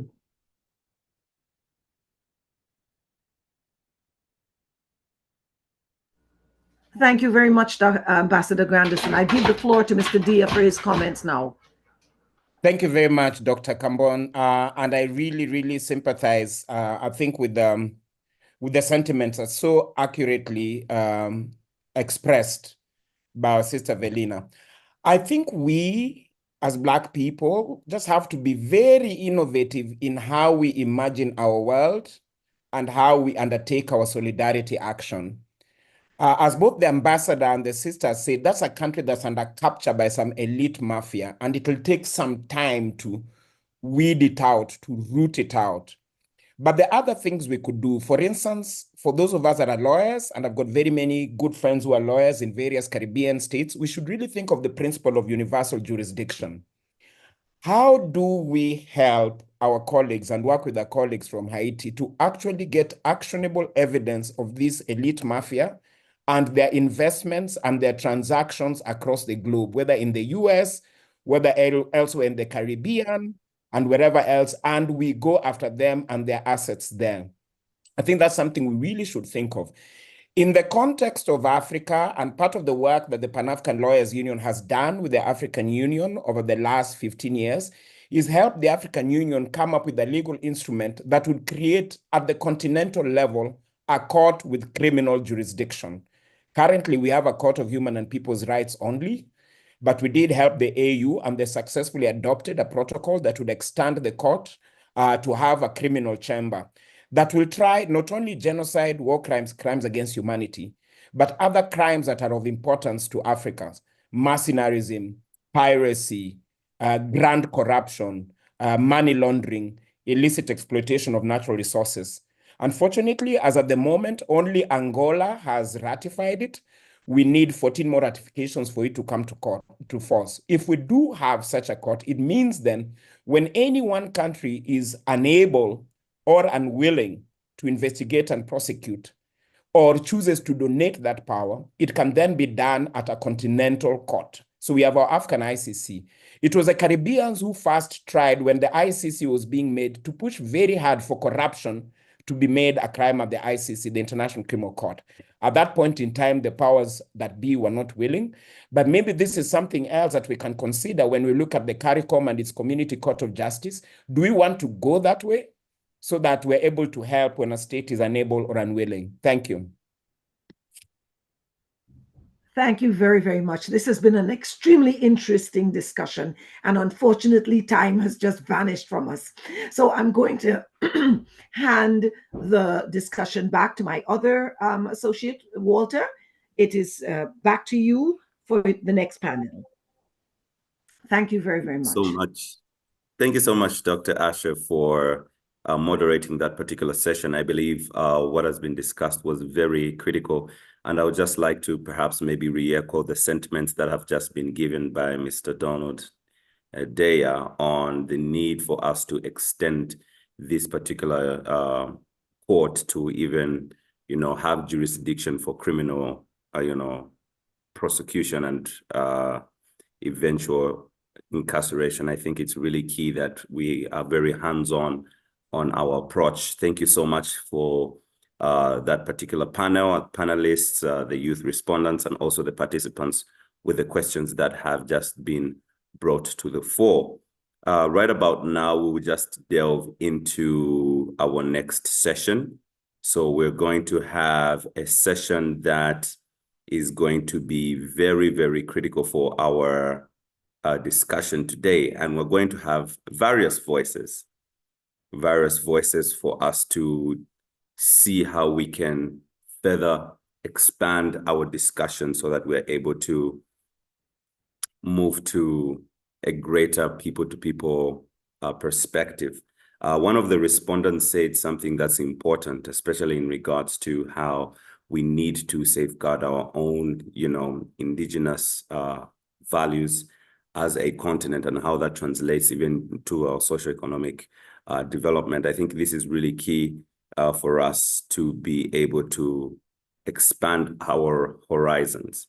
So in introducing the next session, the next session is going to feature a multifaceted discussion with voices from Africa and the diaspora, addressing root causes and proposing actionable solutions. So the theme of this session is combating Black on Black crime. And this is a very hot topic that is not really too much delved into. So now we can be able to see who our panelists are. So we have Honorable Corey Lane, who is the Minister with responsibility for crime reduction in Barbados. We also have Dr. Ron Daniels, who is the President of the Institute of the Black World 21st Century. We also have Mr. Tendai Shepherd Mbanje, who is going to also be able to contribute to this discussion. We also have Ms. Tendai Ngwena, who is a member of the 4th Permanent General Assembly of ECOSOC. We also have Tehimba Salandi from Trinidad and Tobago, who will be our youth respondents. So, ladies and gentlemen, I think initially we are going to now we'll start with Dr. Ron Daniels, President of the Institute. Good afternoon, sisters and brothers, comrades all from Africa and the Caribbean, particularly the African Union's Economic, Social, and Cultural Council and the Caribbean Pan-African Network. I am delighted to be presenting briefly by sending a message to this very important forum, a Global Africa People to Peoples Forum, which will deal with some of the most crucial issues impacting and affecting the global Black community. I am deeply indebted to my longtime friend, Ambassador David Commission, for extending this invitation. I wish I could be there in person. However, we're in the U.S. in the middle of what is called the Congressional Black Caucus Annual Legislative Conference. It's the largest political gathering of Black elected officials and political activists every year. And I am slated to make some presentations on the crisis in Haiti, as well as on reparations. So I could not be there with you in person, but I could not resist the invitation to make a brief presentation on a subject that I think is of vital concern, not only to people of African descent in the United States. Obviously, the framing is to look at what's happening around the question of gun violence and fratricide and mass murders, etc., in Africa and in the Caribbean. And it is an issue which we are deeply concerned about in the United States. So let me dive right in, again, by expressing my appreciation. I perhaps forgot to say I'm Dr. Ron Daniels. I'm president of the Institute of the Black World 21st Century. I'm the convener of the National African American Reparations Commission, but we also have a formation called the Pan-African Unity Dialogue, which deals with the theme you see in the background, unity, cooperation, and action, practicing Pan-Africanism within the United States, pulling together continental Africans, Caribbean Americans, Afro-Latinos, and African Americans to address questions that affect us as Black people. So those are sort of my bona fides, if you will. And again, delighted to be a part of this conversation. And by the way, you can follow us at ibw21.org, ibw21.org. Well, let me quickly say that the epidemic of gun violence is a major concern to Black people virtually everywhere. It is particularly a issue of great concern in the United States of America. There are many issues that impact Black people in Black America, but this one sort of cuts at the heart and soul of our Black people, to see so many of our sisters and brothers being gunned down in the streets and or being impacted by random violence. I mean, mothers and families weeping because of some random shooting, because someone missed and hit a baby or a child. I mean, it really hurts. It's an issue that we've been addressing and we have yet to resolve, but there are steps that are being taken to try to deal with it. And we are aware that this is a problem that is spreading throughout Africa, but particularly in the Caribbean. We were most recently, instituted the Black World 21st Century, and a delegation in Grenada, where we were scheduled to actually address this question, but it was cut short by our delegation was cut short by Hurricane Beryl. So we really didn't get a chance to speak with those who were dealing with this issue there in Grenada. And by the way, parenthetically, within IBW, we have an initiative called Reimagining Policing and Public Safety, public safety and law enforcement, which really fits into this category as well. So let me quickly say the following. Again, if you are acquainted with the news at all in the United States, major cities, Washington, D.C., major violence and fratricide going on. Philadelphia, Baltimore, New York City, Chicago, you hear about all the time. I mean, sometimes there are literally 50, 60, 70, 100 shootings on a weekend that take place. And of that, maybe 15 people die and whatever. So it is a real problem.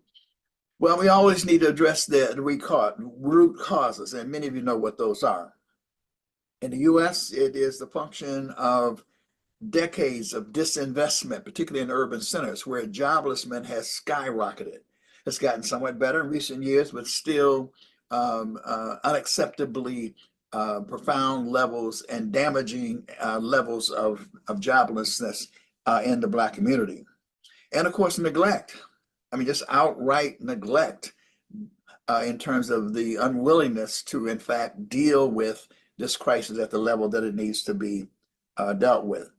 The war on drugs, the targeting of Black communities and the friction engendered by that is a major issue. The whole question of gangs is crucial in terms of the competition for turf and the illicit economy and whatever, the retaliation from one murder to the other, and the use of heavy weaponry in a way that was not the case when this brother was a young lad coming up in the Hill District of a city called Pittsburgh. So these are contributing factors. Fractured communities and fractured families, where we just simply don't have the cohesion that we need in many of our, what I might describe as America's dark ghettos. And lax gun laws. America is the wild, wild west. I mean, this is crazy. I mean, a lot of it has to do with the so-called Second Amendment. A lot of it has to do with the fear of Black people, with guns. So therefore, you have people arming themselves against the dangerous, ominous possibility that Black people might rise up and do something in retaliation for enslavement it is a part of the psyche of America, if you will. And then you have major interest, the gun lobby that is interested in manufacturing and selling as many guns as possible.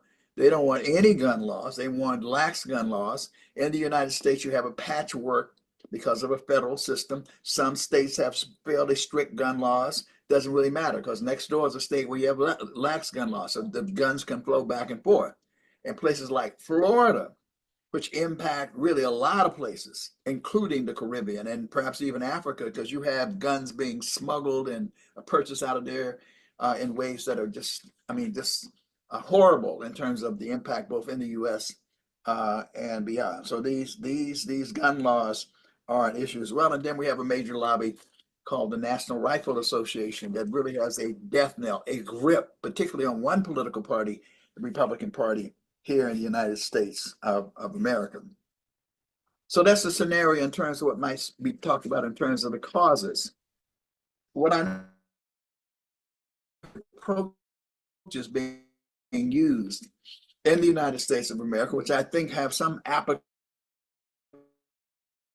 applicability throughout the Black world. When I say adaptability, I mean just that. It may be an approach that has to be adapted in a certain way. In the U.S., what has largely come up among activists and organizers is to address this from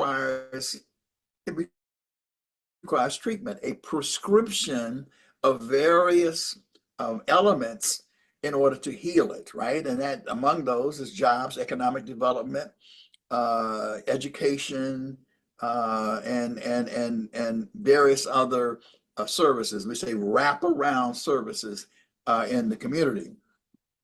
There is a model which has emerged, which is called a community violence intervention and prevention model. Community violence intervention and prevention model. It's a holistic model that organizations have adapted for dealing with this question. In many respects, what has evolved is a notion, and this is probably true almost anywhere, most of the violent crime and the gun violence is not being committed by vast numbers of people in our community. It's usually a relatively small number, perhaps 5%, 2%, 3%, 7%, but small number. So rather than having a sweeping policing of communities and, you know, just the sort of stop and frisk and then terrorizing and intimidating people, the idea is to target those persons who are really, really, really causing the issue and to try to deal with an interruption of their behavior in a positive way. And in that regard, what has developed is a whole notion of having what's called credible messengers. That is to say, people who themselves have been incarcerated, who were involved in gun violence or in gangs or whatever, to become, it's like, you know, instead of being agents of destruction, becoming agents of reform, agents of liberation, agents for change. And a part of that is that they are employed by organizations, they go out, they're involved in trying to prevent violence from happening by moving in the community in various ways. And when something does occur, to try to mediate it so there's not retaliation. And if there's retaliation, to deal with what we call trauma recovery, to deal with the family, and then to try to stop it and interrupt it from spiraling even more out of control. This model also, of course, calls on the investment of resources. First of all, the people who are violence interrupters or credible messengers they're employed. They're not just out there talking. They themselves have jobs. This becomes their job. So therefore, it's not as if they've been converted, but now they have no employment. They do have employment. And again, to the degree that there are other investments in education, housing, healthcare, jobs, it really helps the model along. I want to cite some organizations, and you can Google these. I'm going to cite 3 of them. One is an organization that is led by women, an organization that we worked with out of Philadelphia, a very courageous woman whose son was murdered, who created an organization called Mothers in Charge. Mothers in Charge out of Philadelphia, Pennsylvania. They used a health paradigm, a model in order to talk about how to treat this issue, and it's a nationwide organization. The other is Pastor Michael McBride. Pastor Michael McBride hails out of Oakland, California. He has a model called the Live Free Campaign.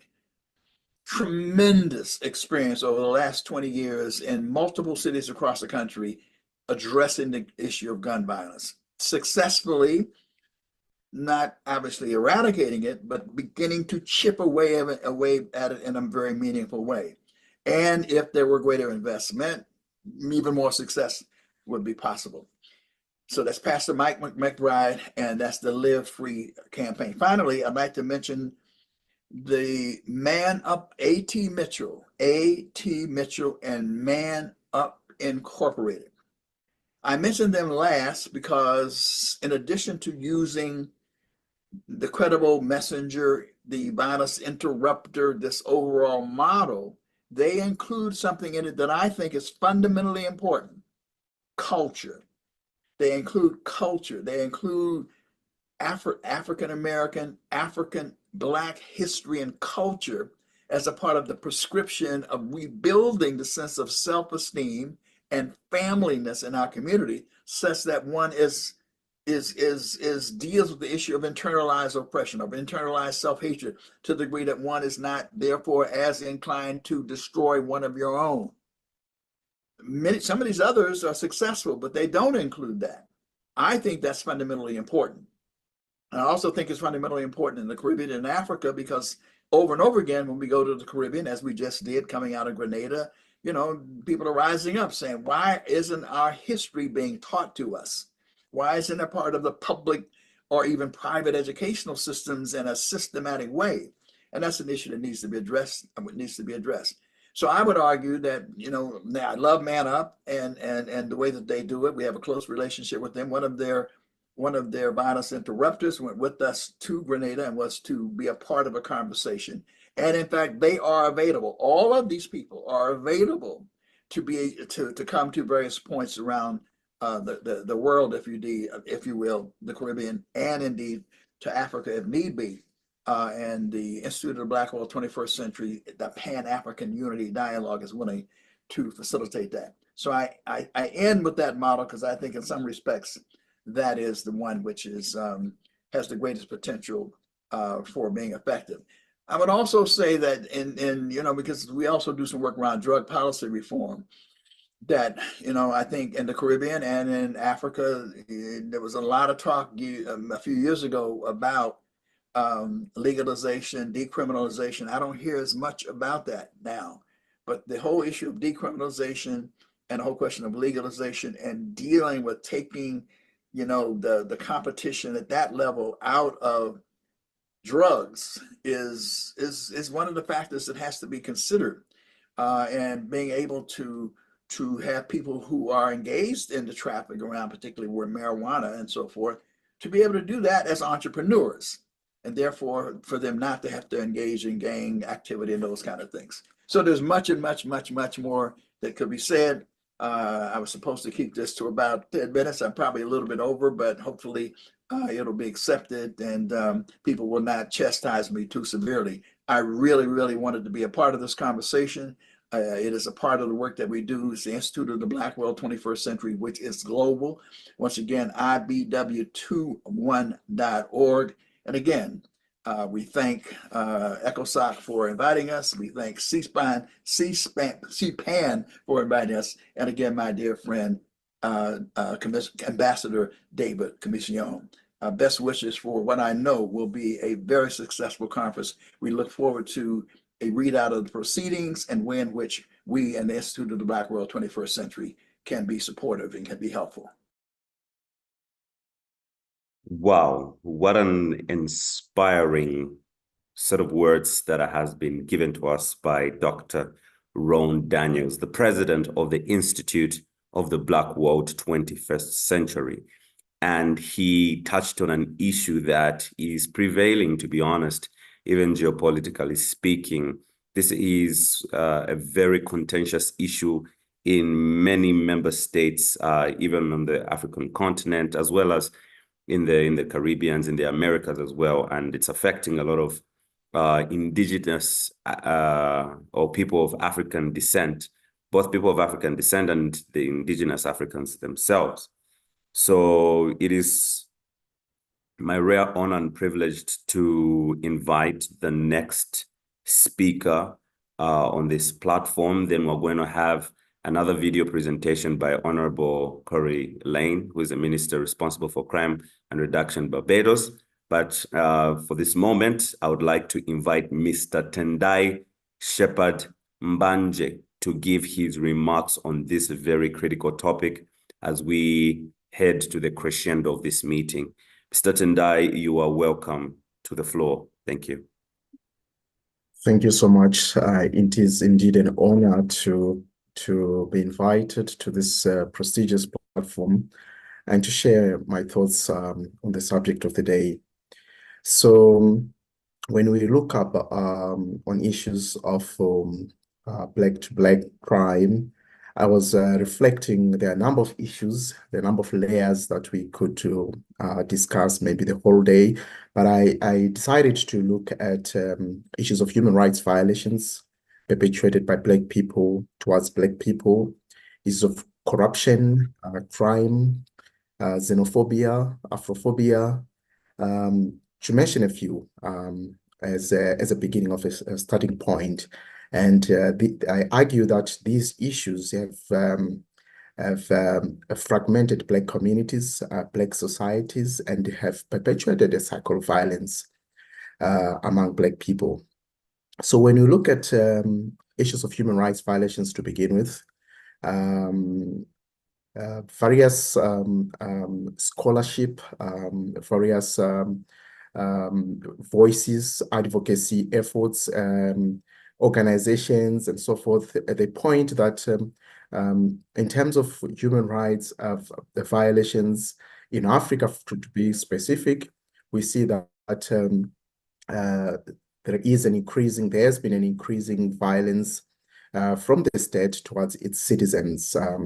If you look, for example, I will not mention a specific country, but if you look at the trends and the studies that have been done by African people, they certainly show that African governments have been guilty or are guilty of violating their own citizens, which is a sorry state, which is one aspect that I look at it. And these violations often happen and it's connected to corruption, corrupt regimes, oppressive regimes that cause trauma, that cause a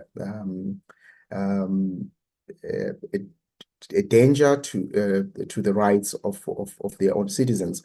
So when you look at corruption in connection with human rights violations, you see that corruption has stifled economic development, human development. It has stifled the capacity and the potential of Black people to thrive. And this is the Black people who are involved in corruption, they also use the resources that they get from corruption also to perpetuate violence towards their own fellow Black people. So this is a trend. This is something of major concern that is linked to human rights violations and corruption. In my view, they're quite inseparable. And in certain instances, you see that when governments are corrupt or when certain elements of leadership are corrupt and they do not take accountability for that, sometimes there's shift of blame, and then you see that manifesting in Afrophobia and in certain instances in xenophobia, where the blame is shifted on the neighbor, on the next person residing in a particular country, and that creates division. And in the past, we have seen that xenophobia and Afrophobia continues to create divisions among Black communities. It continues to create a sense of distrust among Black communities, among Black people. It creates a deep sense of hostility and a deep sense of differences among Black groups, and leading to social fragmentation and lack of social cohesion among African peoples. So that is connected to that. And more worrying, in my reflection, I realized that the silence of Black people in the case of injustice has been also a form of violence towards Black people. We have seen that, for example, in the context of, I will use the example of Southern Africa, where, but it's not unique to Southern Africa, where liberation movements tend also to not call out human violations that are caused by certain liberation movements, which is quite a disappointment, and which kills this the sense and the spirit of Pan-Africanism. And then our neighbors, the global north, then they capitalize on such incidences. So they come in where Black people are divided, and then you see exploitation of resources, and they turn blind eye on human rights abuses, and tend to focus on business. And then it creates the dependent cycle where corrupt leaders benefit from these engagements, and also where they are reinforced to maintain power and infringing the rights of their own and the well-being of their own. Media narratives becomes also a key issue. You see that media in the global north is quite biased in many cases, where it poses a certain agenda, a certain narrative. And if a certain narrative doesn't suit where violence is, they will definitely sell a different story. And then this creates, again, and the continuous perpetuation of violence among Black people. And in instances where there is mayhem, where there is humanitarian crisis, or just situations where situation worsens because of human rights violations and economies that are stifled, you see that foreign aid comes in. But in other incidences, we also see that foreign aid has been used also to maintain status quo, neglecting the voices of local communities, of local people, and perpetuating the dependency and the violence. Where foreign aid is attached to certain business transactions, we see that these multinational corporations or companies, they tend also to violate the rights of people who live in certain communities when they're doing minerals and mining and so forth. And then Black governments does not take action to stop or to hold such activities. And this becomes a cycle and over prioritization of business infringing communities. I think it's a very direct attack to and violence to Black people. So, and most recently, if not most recently, it's been a thing. We see that external actors often take opportunity or take a chance to exploit existing tensions among African countries, and I think these tensions they've been often caused, or in the recent past, we see that these tensions have been caused by where certain group of Africans lean towards the east, where others lean towards the west, and there are divisions, and then those divisions can then be manipulated, and then they can be used to be divisive and perpetuate violence against Black people. So what do I suggest as a way forward regarding Black to Black violence, Black to Black crime? I do think that it's an opportunity for us to have a frank conversation as African people within the continent and beyond. It's a time more than ever that we need to be brave, where we need to not emphasize diplomacy at the expense of the well-being, at the expense of the potential of our own people. It is time that we need to engage in this frank conversation, this dialogue, and also to speak to power in a way that is Pan-African, using Pan-African approaches and Pan-African lens, so that we can buy in and win hearts in order to see our continent moving further. I think I can stop here for my submissions. Thank you.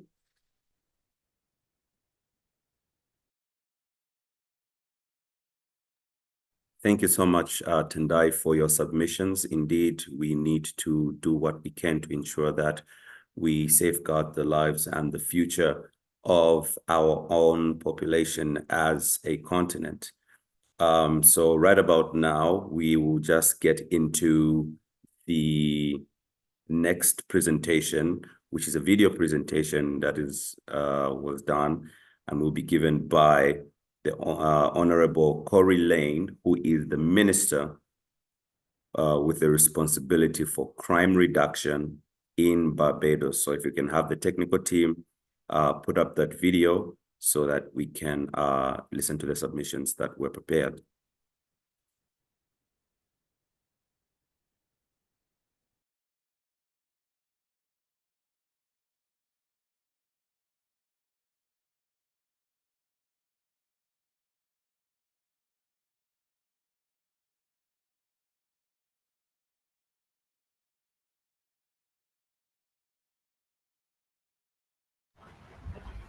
Walter, is that going to be by audio only and not video?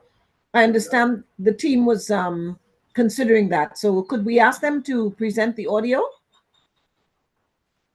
Yes, please. We can present the audio as quick as possible.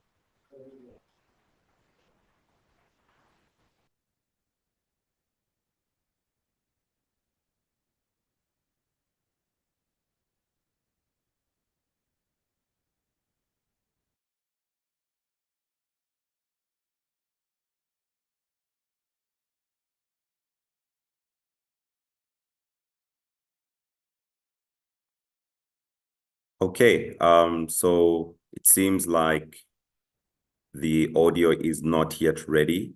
So perhaps maybe we can move on to the next segment of our program.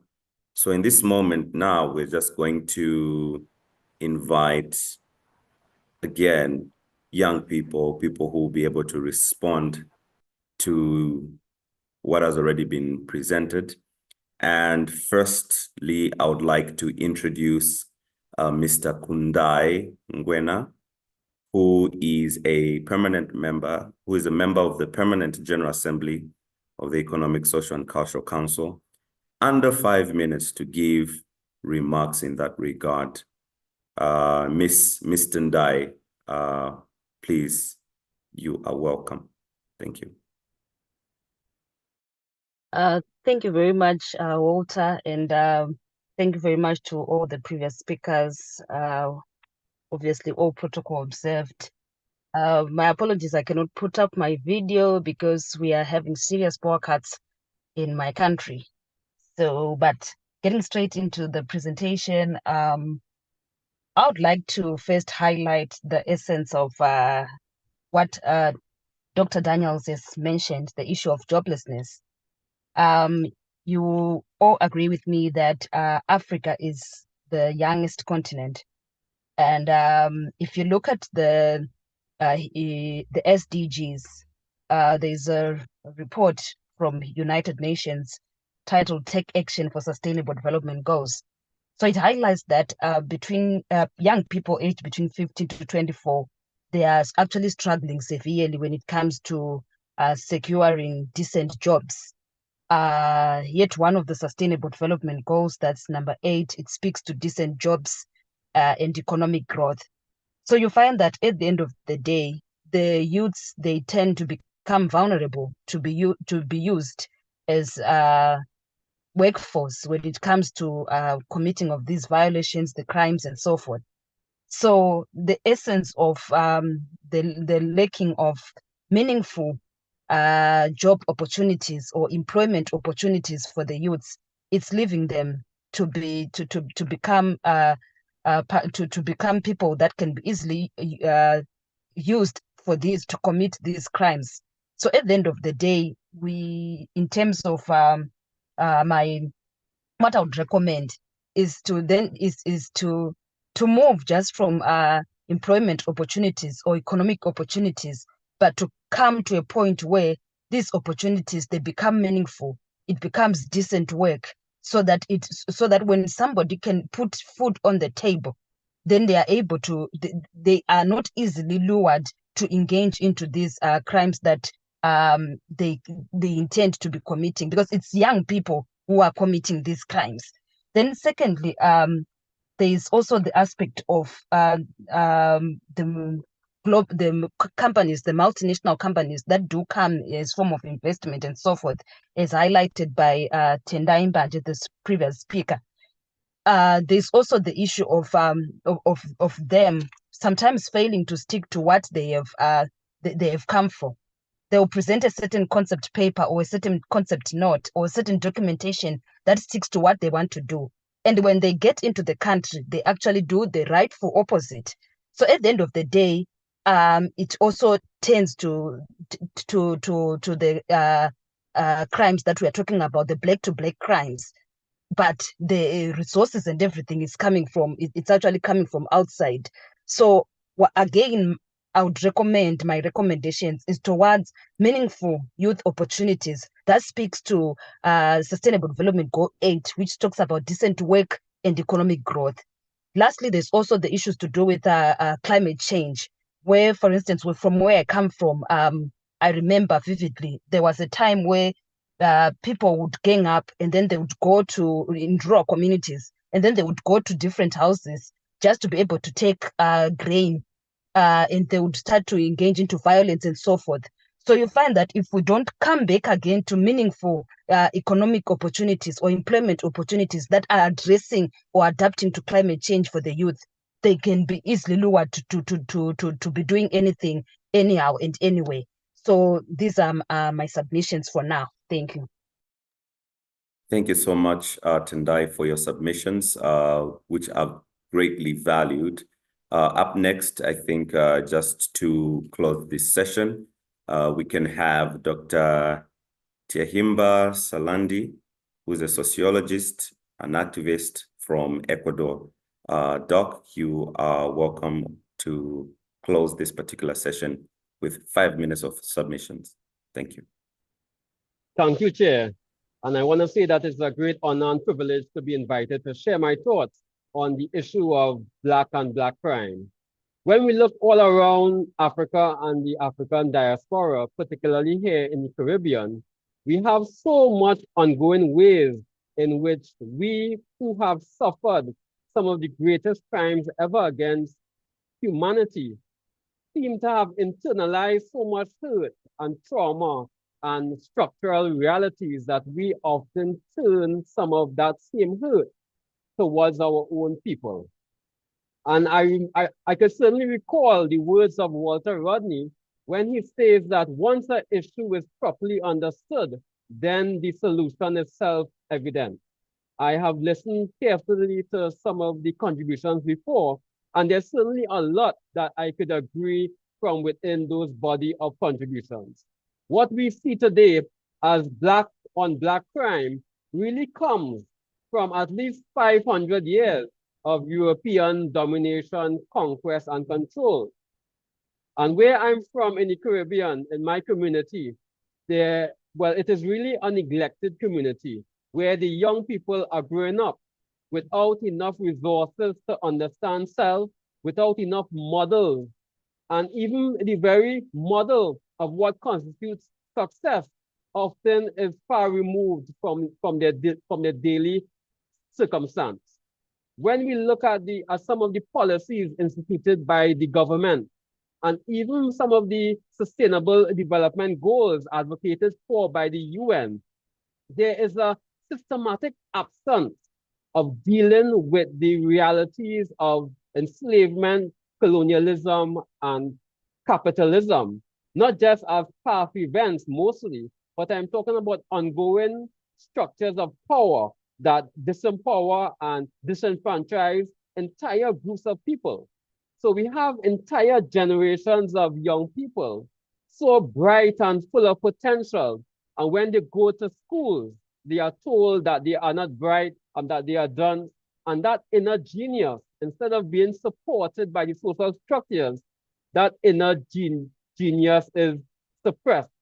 So we need to think very carefully about how do we create more holistic circumstances and situations for our young people that support the inner genius, that draw upon ancient African culture and history, and put together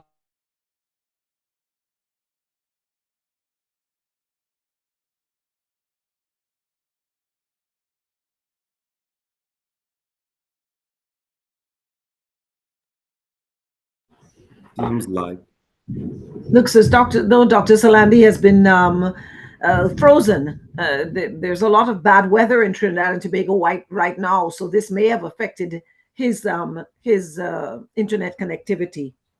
right, right.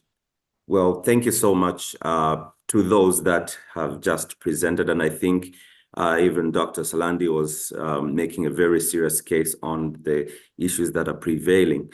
We don't really have much questions on this particular session, but allow me just to read one of the comments that was being made, and then we can go to the last session, which is just the closing remarks.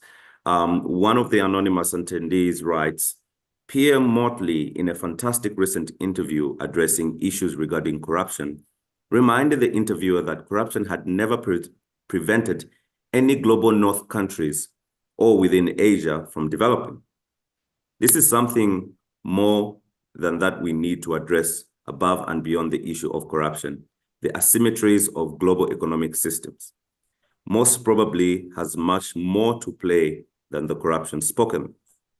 That said, our collective psychologies are in need of a cathartic process running alongside any other move for economic prosperity, so that we may be able to truly believe in our individual and collective worth, spoken about during the course of the discussions. So much flows from the internal space. This cannot be ignored. And that is a valid point. And that is why we're here today, to underscore the need for us to take collective responsibility as a global African citizenry. With that said, thank you so much to the participants that have spoken throughout this forum. Thank you to those that have just spoken throughout the session that has just ended.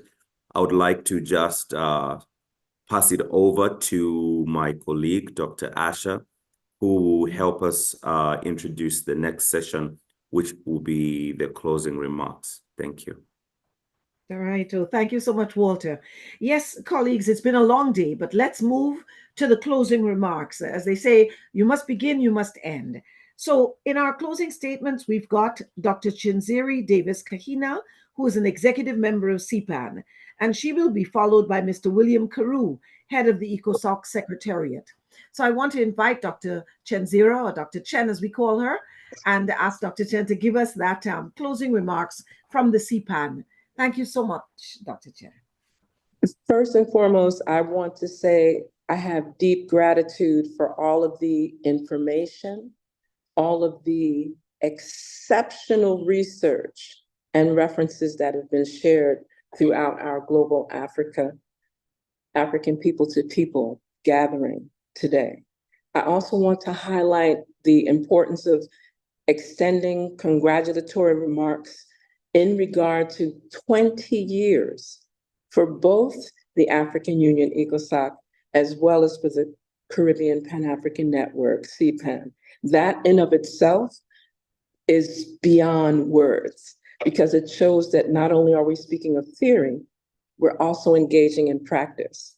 I would like to highlight that while the intention has been to focus on a variety of things, we've covered from the 20 years of existence and the engagement, we've covered areas that spoke of empowering Africa, the Caribbean, and of course the diaspora with agents and zones of peace. We've also highlighted the importance of culture by these interludes where we listen to dance and music and theater that showed the richness of our African global societies and civilizations. We also went into another layer of discourse around the importance of peace and stability, specific to, but of course not exclusive to Haiti and the Sudan. And I'm sure that's where we saw a lot of questions starting to be fielded inside of the Q&A section online, as well as on the YouTube page, where this is also being simulcast through the Emancipation Support Committee of Trinidad and Tobago's YouTube page. And then we went into a very ticklish area where we speak of combating Black on Black crime. And this is impacting each and every one of us, whether we are in the Caribbean, whether we are in Africa, throughout the diaspora and the globe, and the importance of putting youth at the center of our discourse, yes, the theory, of course, but making sure that we have actionable deliverables that facilitate our ability to really move far and strong beyond just the discussion, beyond just the theories, and beyond some of the areas that have been critiqued throughout our ability to look beyond. I want to go back to our overarching theme, looking beyond 20 years of strategic engagement and Pan-African solidarity. So when we speak of Pan-Africanism, may we also incorporate that basic understanding of that total liberation and unification of Africa within forms of social governance. And this may sound familiar to all of the Nkrumahs in the room. That is something that we can move forward with a variety of thought leaders being at the forefront, freedom fighters being central to this, organizations that are governmental as well as non-governmental, and showing that respect for our civil society networks. So to keep it brief, may the actionable deliverables and all of the conversations shared in our discourse today be implemented so that the next 20 years are much more successful than the past. With that, I say Hotep, greetings, and it's always an honor and a privilege to be able to share on behalf of the Caribbean Pan-African Network. And I return the virtual lectern to you, Honorable Queen Mother, Dr. Asha Kambon. Thank you so very much, Dr. Chenzira. Okay, and I'm going to move without any comment right away to Mr. William Carew, head of the ECOSOC Secretariat. Mr. Carew, are you with us? Yes, thank you. Thank you very much. And indeed, it has been a very interactive forum. Let me take this opportunity to express my profound thanks and appreciation to the Caribbean Pan-African Network, the Emancipation Committee, and the Reform Initiative for this joint collaborative efforts in bringing to you the 2024 Global Africa People-to-People Forum under the theme, Looking Beyond 20 Years of Strategic Engagement and Pan-African Solidarity. As we bring this year's Global Africa People-to-People Forum to a close, I am very happy and inspired by the collective energy, intellect, and unwavering commitment that has been demonstrated in our discussions today. This forum has been an embodiment of the Pan-African spirit, uniting us in our common purpose to propel breakthroughs for people of African descent in the years ahead. I'd like to express my heartfelt gratitude to all the speakers who have contributed their valuable insights, passion, and dedication to this forum. Your presence and active participation and engagement have made this forum a resounding success, and I am confident that the seed of change we have sown here will bear fruit in the coming months and years, especially as the AU look forward to implementing the 2025 African Union Theme of the Year on justice for Africans and people of African descent through reparation. Throughout the deliberation of this year's forum, we have delved into crucial sessions, such as commemorating 20 years of existence and the AU diaspora engagement, a session on empowering Africa and the diaspora as agents and zones of peace, a session on bringing peace and stability to Haiti and Sudan, and combating Black on Black crime. These discussions have been marked by depth and a shared commitment to finding people-led solutions to the challenges we face today.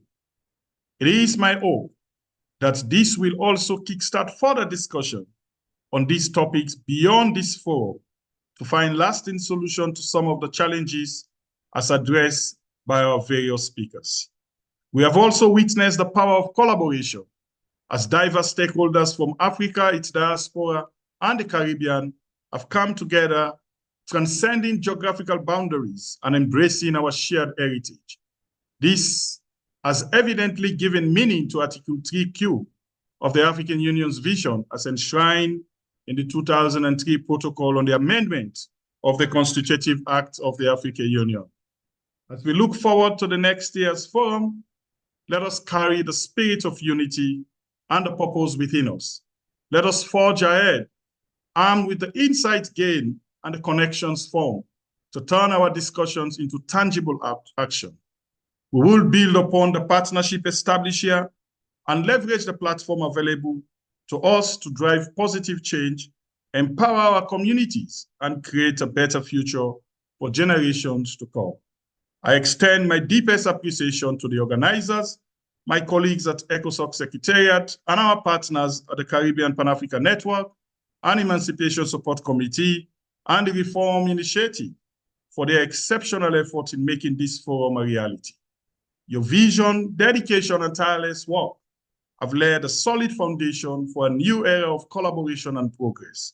It is imperative to note that this Global African People-to-People Forum is a living mechanism that thrives and is therefore bound to grow.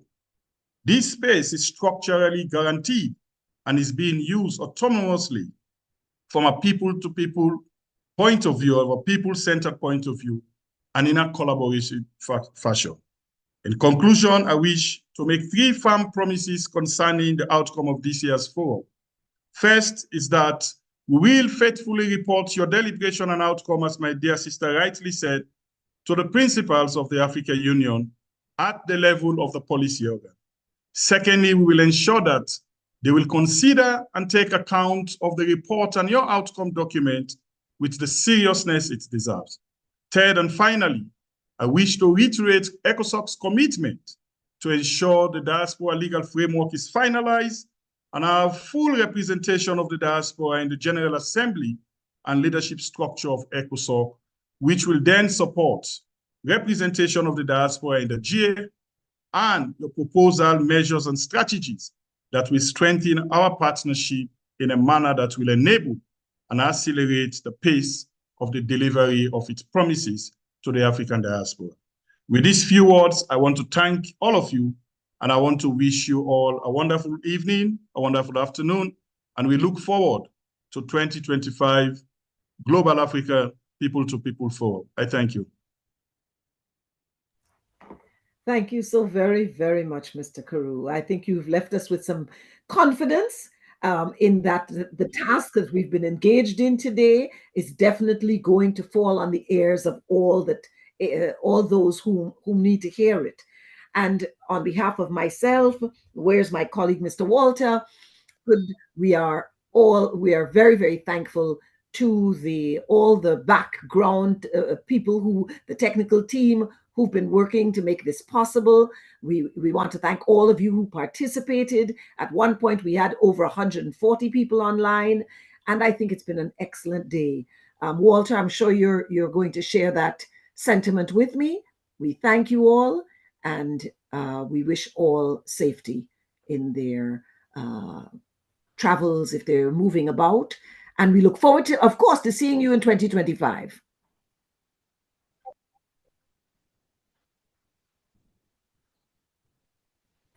Walter, if you have any closing remarks, you can say them now. Well, I mean, you have said everything that needs to be said, and perhaps it's just the need for us to have, collective, actionable efforts to ensuring that we do what we have spoken about today. So from me and also from the ECOSOC team, thank you so much for everyone joining us. Perhaps maybe even as we are leaving this meeting, we can just turn on our cameras and just wave goodbye to everyone present so that we are able to see who's been in the meeting, and we can part ways. So thank you so much from ECOSOC until 2025. Yes, and from the Emancipation Support Committee and from CPAN, Bye-bye. Maybe- Thank you very maybe much. we hear from Sido as well, since Sido is on. Okay, good, Sido. Thank you. Okay, bye-bye. Warmest greetings and Greeting now. Nice to see you. Right. Same here. Thank you. Okay, bye-bye.